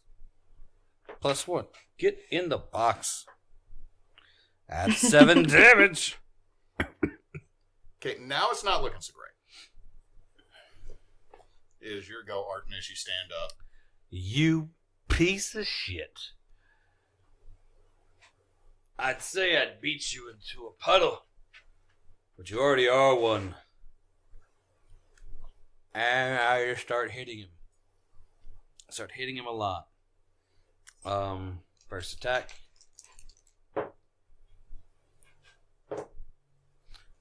Cocked. Bullshit. We're gonna use that one. So it's a 19 to hit. Doesn't matter. Well, 19 does hit. Yeah. Again, stay in the box. Get the other box. You need to bring the other box. Yeah, get my other box. I'm crit fishing right now because that's another 8, 9, 10, 11, 12, 21 to hit. 21 hits. Yeah. I rolled a 14, but the other one popped out of the box, so I just want to crit fish with. Okay, so I got 2 hits. So 2d10 plus 4. I'm just gonna roll these 2.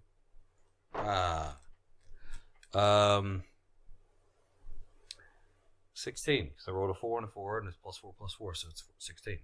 All right. So it takes 16. All How's it looking? Not great. How? Not on death's door, but definitely not great. It's not holding the humanoid form as well now.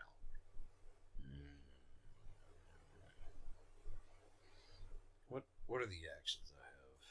Well, you have Polar Master, right? Yeah. You have a bonus action you could take with a D4 on the D4 damage with the bonus action. Yeah, the pommel smack. Yeah. Yeah. I'm trying to. Can I put a battle master action on the polar hit? If you're doing the pommel, yeah. Okay. I'm just trying to see what Emily's cooking broccoli. And so for a second, it's like, did I fart? No, we're just gonna do the polar action. Crucifix. So another do the hit. I gotta hit him again. Hey, that's a crit. Shit. So roll 2d4. Should have done a superiority die that did additional damage. Yeah, I don't really have that initially. Do you have trip? I do, but what the fuck's Trip gonna do when he can't get prone? A trip doll. Just went straight through the ankles. Over here looking for where my other D4? It's over there. Okay, 1 and 2. So a total of 3 plus strength, is that? Yeah. Well, it's strength isn't double, just the dice. Okay, so 3 plus my strength mod, which is 4. So 7. Another 7 damage. He ain't happy. He's down to 3/4 of his health. That happened so quick. He went from fine Perfectly to not fine. fine. 3/4. There's a ghost thing here. I used my bonus action to activate Crimson Right, so no ghost thing. Oh, it didn't get the attack this whole time. It's been trying to get up to us. And It got an attack in. Oh, okay. You were time. cleaning up your spill. Okay. All right. Sorry. So it's their turn. You still have no clue what the ones in the other card are doing. We're fighting for our lives in here. They can wait. No. It's no longer fighting for our lives. We're jumping a dude. Jumping to jutsu. It's jumping dude jutsu. Fighting for our lives vengefully. It was fighting for our lives, and now it's 2 dogs, a ghost, a spiritual weapon, a guy with a bow, and a guy with a large stick beating up on one ooze guy. Okay, so We're literally He all started around him. He did start it. This one thinks he he initially thought he could try to escape. Mm-hmm. Does not think that is possible now. You watch as it seems to get angry and do something that it should have done at the beginning of the fight. Uh-huh. And it rages. You watch the blue turn more to a purple. Okay. And it is recklessly going to attack the closest thing to it as it's just lashing out. Which is a nat 20 on one of the dogs. You son of a bitch. That dog We're is about to dead. John Wick this shit. Let's that go. dog is dead, and I'm so upset. You gotta kill our puppies! Probably did kill the dog. Okay. That's 5 plus 12 plus 4. So that's 21. HP is 5? So that it just slams into Bob. I was gonna flip a coin to see if Oh, it was no, Bob or the other one. And it's still mad. It has a Wait, second what's, attack. what's the other dog's name again? You named it, Charlie. Charlie and Bob. Okay. 17. For what? For Bob again? To hit the other. He has 2 attacks. Charlie. That's 11 plus 5, so 16. I think Charlie is also about to be dead. He just killed both my dogs. Yes. He got mad and he's just thrashing and hitting whatever's closest to him. He killed both You my don't dogs. kill a gay couple's dogs. You just killed both. This is about to get so bad This for is no him. longer about y'all trying to rob the train and us wanting to keep our stuff. This is now just a John Wick thing. You killed our dogs, and I'm going to mercifully make you pay. Oh my God. I already hated you because you shot near my husband. You fuckers. He did say the guy with the ooze was being reckless. That's a pretty reckless damn move. Here we go. It raged. It's in its death throes. That's what it did. It's attacked the 2 closest things to it, which were the dogs. So it is now y'all's go. I'm going to beat the shit out of it real quick with a stick and see what happens. I guess If you can beat the shit out of it with a stick, then you can get the door and I can shoot into the other room too. So, yeah. I'm going to just close this Mastiff tab now. Ass. Don't need that one anymore. Oh my God. I hate you so much right now. I had something cool. And now I'm going to have to beat up your friends with a boat. Okay? We're going to have to pull other fun things out. Fucking hell. Where's my quarterstaff stuff? Spiritual weapon gets flanking, doesn't give flanking. Yes. Dogs are dead. Yes. Correct. You have distance on it, so no more. Just straight roll. I'm trying to make sure. You have advantage because it recklessly attacked. I do have advantage. Oh, fuck you. You do have it. I thought I was just no advantage anymore. Listen to the jingle jangles.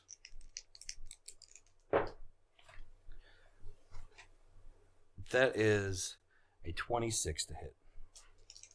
Yeah. Beat his ass. And that's a crit. Yeah.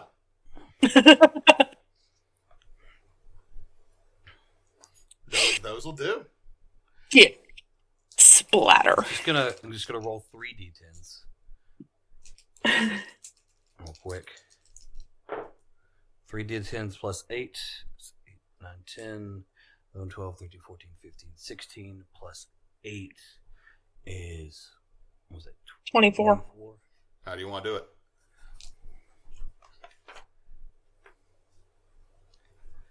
First, I hit it in where the shoulder and head area would be, and I go completely around, so it hits and bends over a little bit, and I just do a complete spin and shove my whole pole up where his butt would be. And those are my 2 hits, which is why the second one's a crit. Now, I need both. Okay, Erobos, how far are you? You are far enough. Well, hold on. Is Erobos within 10 feet? No. Erobos had to get 15 feet away. Roll me a dex save, Artent. What's my dex save? 13. 13, that's a failure. You take 3 cold damage as this thing explodes into goo everywhere. Wherever its goo hits, frost forms. Okay.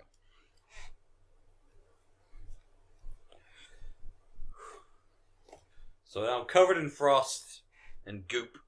Your dogs poofed away as they were magical. Yeah. I like those dogs.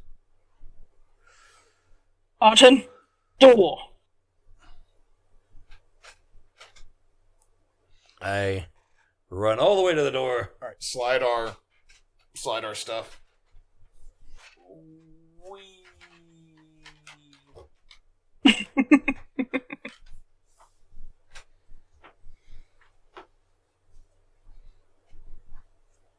I got your train car wet.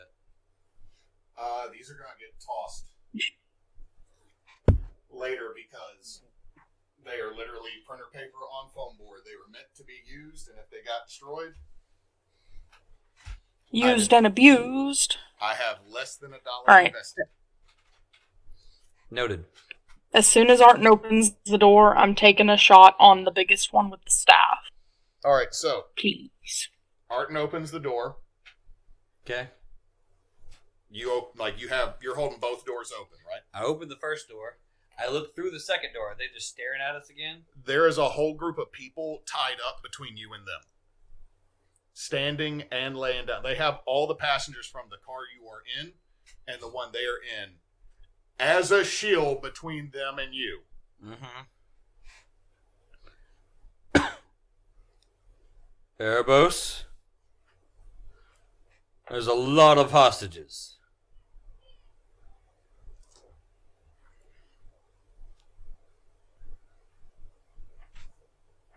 He's dead. Then what do you want to do? I want to kill them. I'm telling you, there's a lot of hostages. You see the big one? The one with the staff? There's a bigger one. Open the door.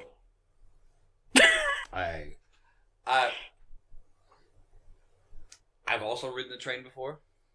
There's usually some kind of the doorway is not the entire way. Right. You can I try get to a duck partial cover to the side, just kind of fling the door open. Okay, as you throw the door open, Mm-hmm. I do need a deck save from you. I figured as much. Erobos, how far down the other car are you? Right now, wherever it's I'm at 15 on feet the behind thing. me. All right, I do need a deck save from you. That's fine. If I get damaged, I'm hellish rebuking. 15 on the deck save. That is 16 on the deck save. save. Erobos fails, so you take half. Hold on to your hellish rebuke, Erobos. So That's fine. That way I'm doing math only for one thing at a time. All right. I got you.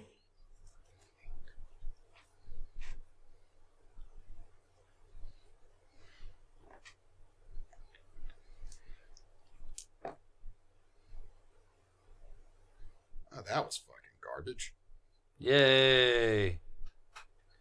What's garbage for you is usually good for us. Okay, so 11 fire damage, That's what half is? 22 fire damage. Do your hellish rebuke. Got you. They need to make a dex Oh. save. Yes, but the point is 15, but double check. It's within 60 feet, whichever one cast it, right? Okay, so talking about fireball or your hellish rebuke. Hellish Rebuke has a distance 60 feet. I don't need to have seen the one who did it. It's just 60 feet from me. Yes? I would say they're within 60 feet, yeah. Okay. Okay, good. So, yeah, dex save of 15, and I am upcasting this to 4th level. Okay, so roll that damage.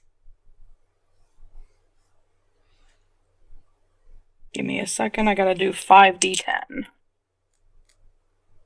That's 5, and 14 is 19. Make it around 20. 20 Okay. fire damage. Now that's my reaction. I was holding the action to shoot. As soon as the doors open, I'm shooting at the big guy with the staff. Okay, so go ahead.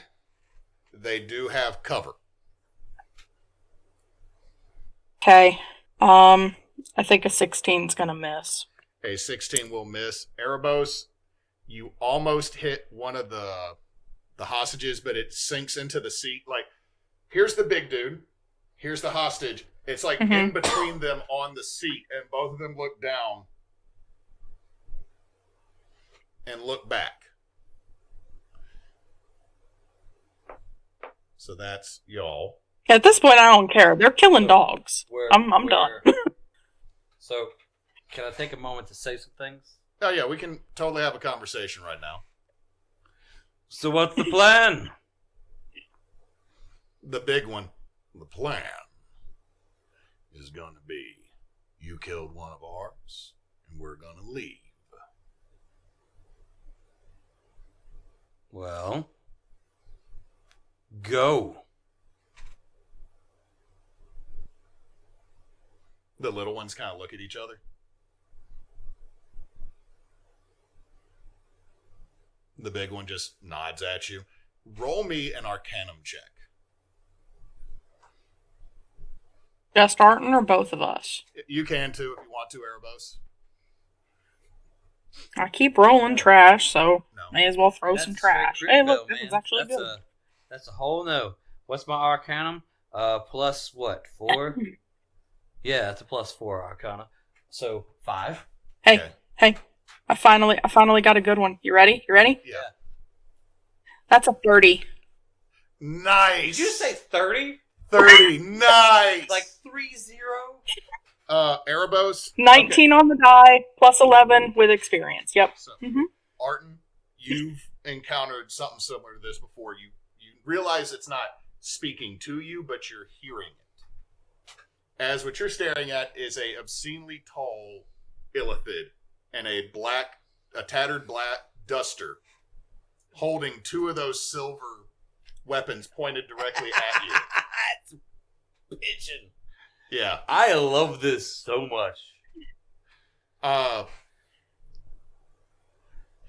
A Western illithid goo man that is see-through and has 2 big old 6-shooters. Sir. I like that mini. I love that mini. I love that mini. Erobos, what you're staring at is something that technically should not exist. I don't mean like it's an abomination that someone made. By all accounts, this should not make sense because you finally realize what these creatures are. They're plasmids. Jelly people that live in the astral sea. Mm-hmm. They are distantly related to oozes. But what you're looking at is a plasmid that has been turned into an illithid. You know, like gnomes have been done into that and they're smaller. Same thing with dwarves.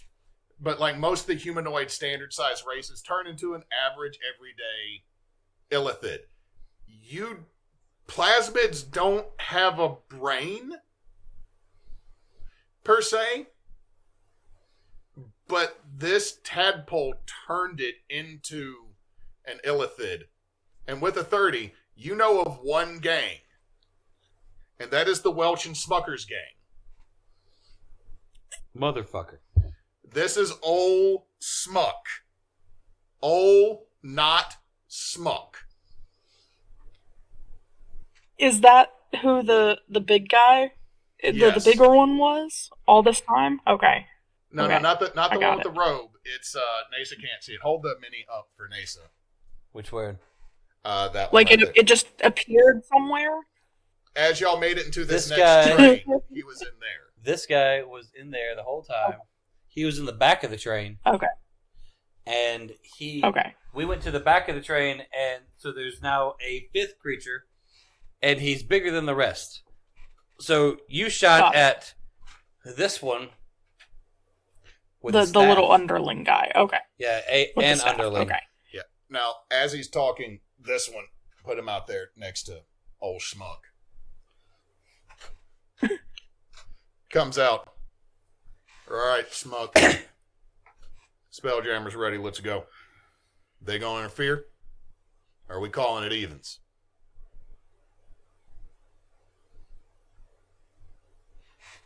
Waiting for y'all's response.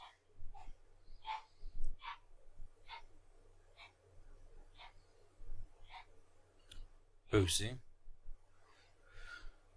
we have a chance here. We could end it all and let them live. Or I can take a few to the chest and we lose a few hostages. And maybe they'll all die.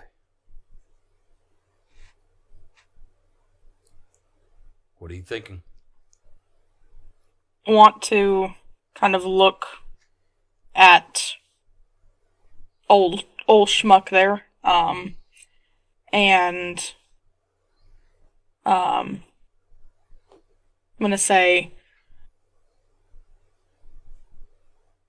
do you have any concept of what you've done? You ruined our fucking honeymoon.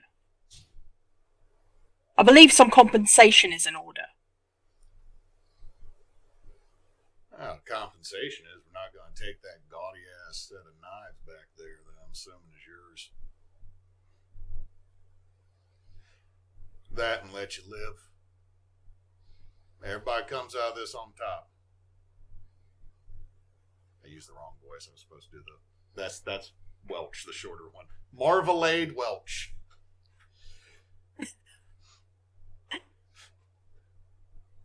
Till next Fucking time, hell. then. Oh my god. Fucking hell. I'm gonna get a good look at this guy. So I step out. Stand there. With my quarterstaff and everything. Looking them over. Staring down the barrel of a 6-shooter just pointing at me. There's more than one, but Yeah, like the what little if you- dudes have like regular size. This dude's sitting there holding 2 butt lines at you. Yeah. So you leave. Take nothing else. Everyone lives. Aside for the one that already died. That's what you'll say. Yep. And them dogs.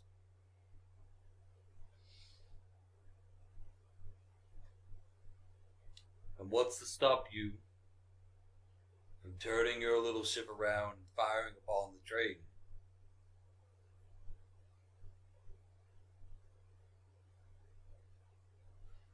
I need reassurance that when you leave, you leave.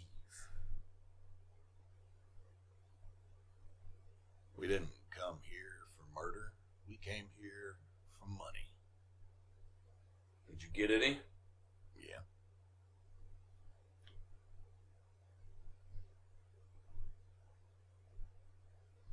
Put your gun down. All of them. Walk away. I've lived through more battles than I can count. I've seen casualties.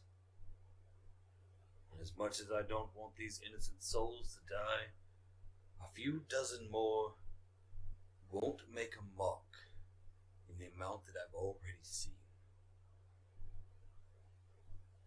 If you put those guns down, you can back away.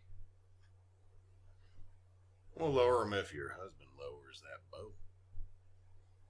Who see? A knock. I will angle it toward the floor, but I'm not taking the arrow off the string. But I angle it toward the floor. That'll work. You watch as the Illithid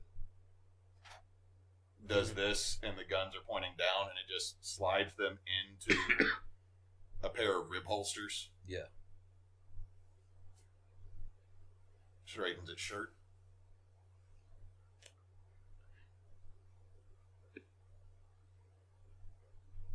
Then it just turns and walks.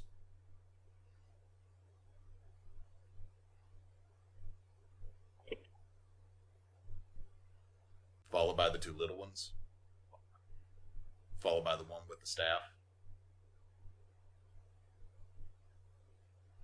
The last one to leave is the humanoid looking one. Literally like in what looks like an old dusty green-gray jacket. rubs its face, drops something, and then goes. I'll walk up. As you're walking up, you hear what sounds like something trying to fire up like a couple times. Like Yeah. And then you feel the rocking motion as something pulls apart again. Okay. I walk up. I shut the door behind them because I don't know if they did it or not. And the door, like I said, the door's automatically, unless you hold them open. I'll pick up the little thing that he dropped. What was it? Before I pick it up. It's a piece of paper. Okay. I pick up the piece of paper and I just put it in my pocket. Now's not the time. I unsheath my claws and start untying people and cutting. I come into the room and help release hostages as well. I specifically go to the one that I almost accidentally shot. Sorry about that. It's actually it's Reverend McGillicuddy. That's all right. I'm always willing to meet my lord in the lowest of the seven hells. I'm not so sure we're talking. Too many questions to get into there. Just you rest okay? All right, good. Just moving on, getting away from this weirdo as quickly as possible. I'll answer the one you're probably thinking. When it comes down to it, not doesn't thinking. matter who's in charge of the religion. They all scam you, so you might as well pick the one that gets you bitches and cocaine.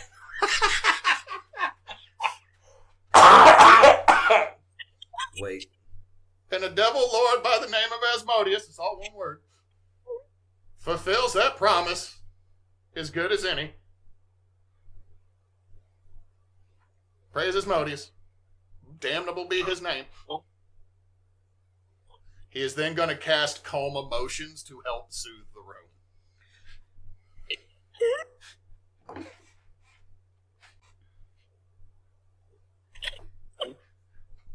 I can't breathe.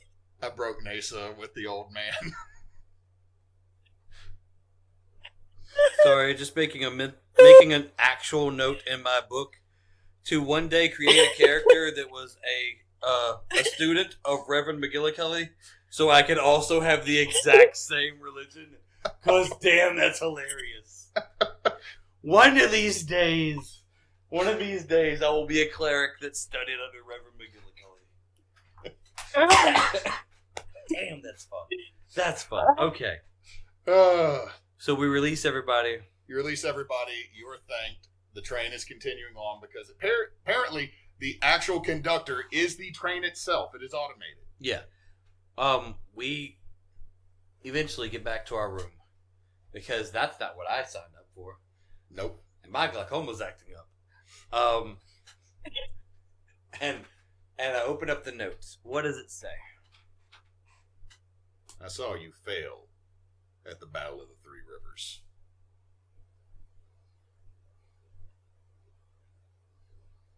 That's all that's written on it. The fuck's this supposed to mean?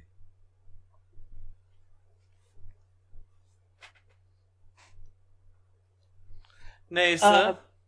It's history check? Yeah. Yeah, I could make a history check. That doesn't sound familiar to me either. Oh, no, it might not. That's a good history check. Hold on. There's an 18 on the die. What's history? 4? 22? 22. I also had a 22. Look at us, we're so insane. Oh, God. Erobos, you know this from reading about it, that 15 years ago there was a battle with multiple names. Depending on the side of the battle, it has a different name. Mm-hmm. Artent, you never would have called this the Battle of the Three Rivers from when you were younger. Okay. But you remember as a young Leonin, because you're not even 40 yet, right? Yeah, not even 30 yet. That while you were squiring, while you were learning, that you were at the Battle of the Golden Field. Someone tried to invade Theros. That sounds like some shit Theros would call the battle, yeah. And the Golden Fields burned. Y'all had to retreat. Because what came through from the other side was not what y'all thought it was. In fact, it seemed like something that was completely outside of everything you knew. Yeah. Something in red and blue swinging through, dropping bombs.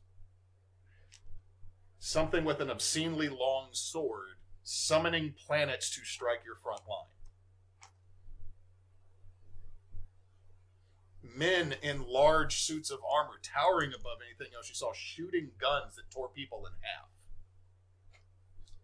And you had to retreat, and it was only with the sacrifice of one of the great ones that could walk between the planes without any type of weaponry or magic item that could just naturally step through to other places. It was with their sacrifice that that rift was sealed. But the Golden Fields was completely burned. But through the middle, there were 3 rivers that met. Okay.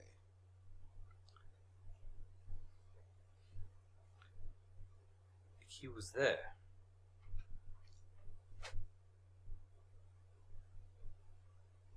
Where there? The Battle of the Golden Fields. You called it the 3 rivers, but you said it was the same.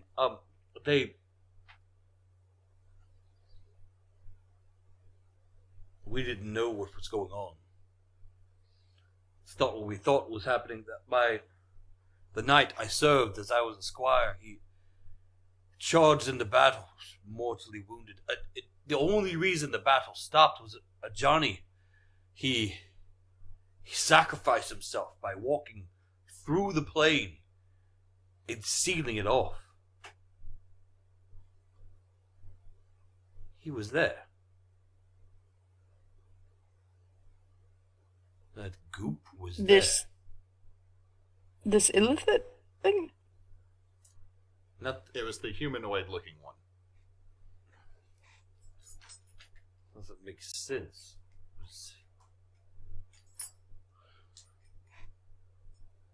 It's like a decade ago. More than. I wasn't even an adult. I was a child.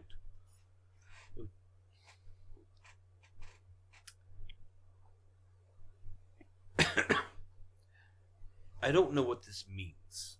Why would it tell me that?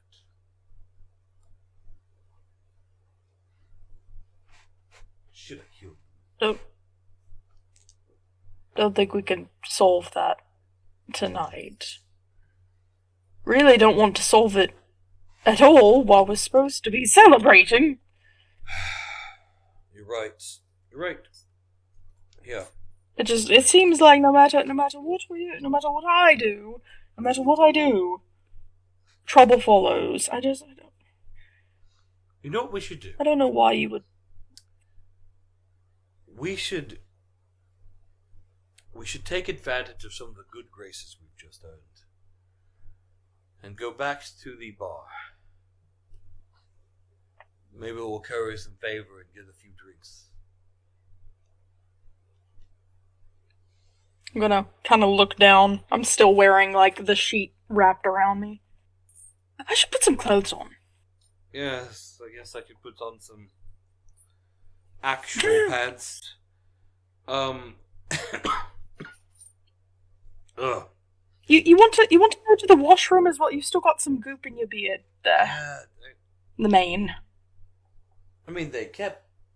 I took a few hits, but it's barely anything for what we've experienced before.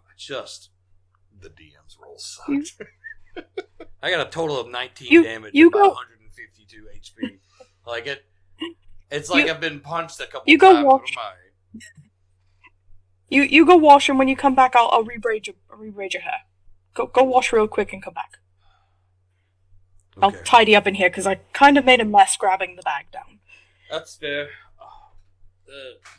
As you go to take the shower, Artent, you have your toiletry kit, and as you open it, cinnamon. Again. I was gonna also say, I assume once Artent was headed toward the lavatory to go get a shower, Erobos would be sitting down and one thing he'd be constantly mulling over while Artent's gone is, why does he even want to stay with me? I'm nothing but bad luck. Everything bad always happens to me, and I'm dragging him into it. We shouldn't have done this. He's having a panic attack a little bit. He gets it back under control before Artent comes back, but he's definitely having imposter syndrome. Because literally on their wedding night, shit happens. So, he's having some troubles. Well, sounds like your glaucoma's acting up. So, on that slightly melodramatic note, we will end tonight's session. Thank y'all for playing. Thank y'all when this airs for Thank watching. you for If you can donate, please donate to the Trevor Project. Link will be down below, or it's a Google search. So please help trans youth find a safe place to live. And let's see. Backwoods Obscura still updates every Tuesday. Yep. Goosehead Jed will get you insurance if you're in certain states. If you call him, he probably won't tell you no. And then Neysadoes games plays every night except the night that she is playing with us on our D&D nights. So if you could tune in on YouTube or Twitch and watch her, we'd greatly appreciate it as well. And since Nox is not here, don't let your meat loaf. We still got that off beat. Loaf. All right.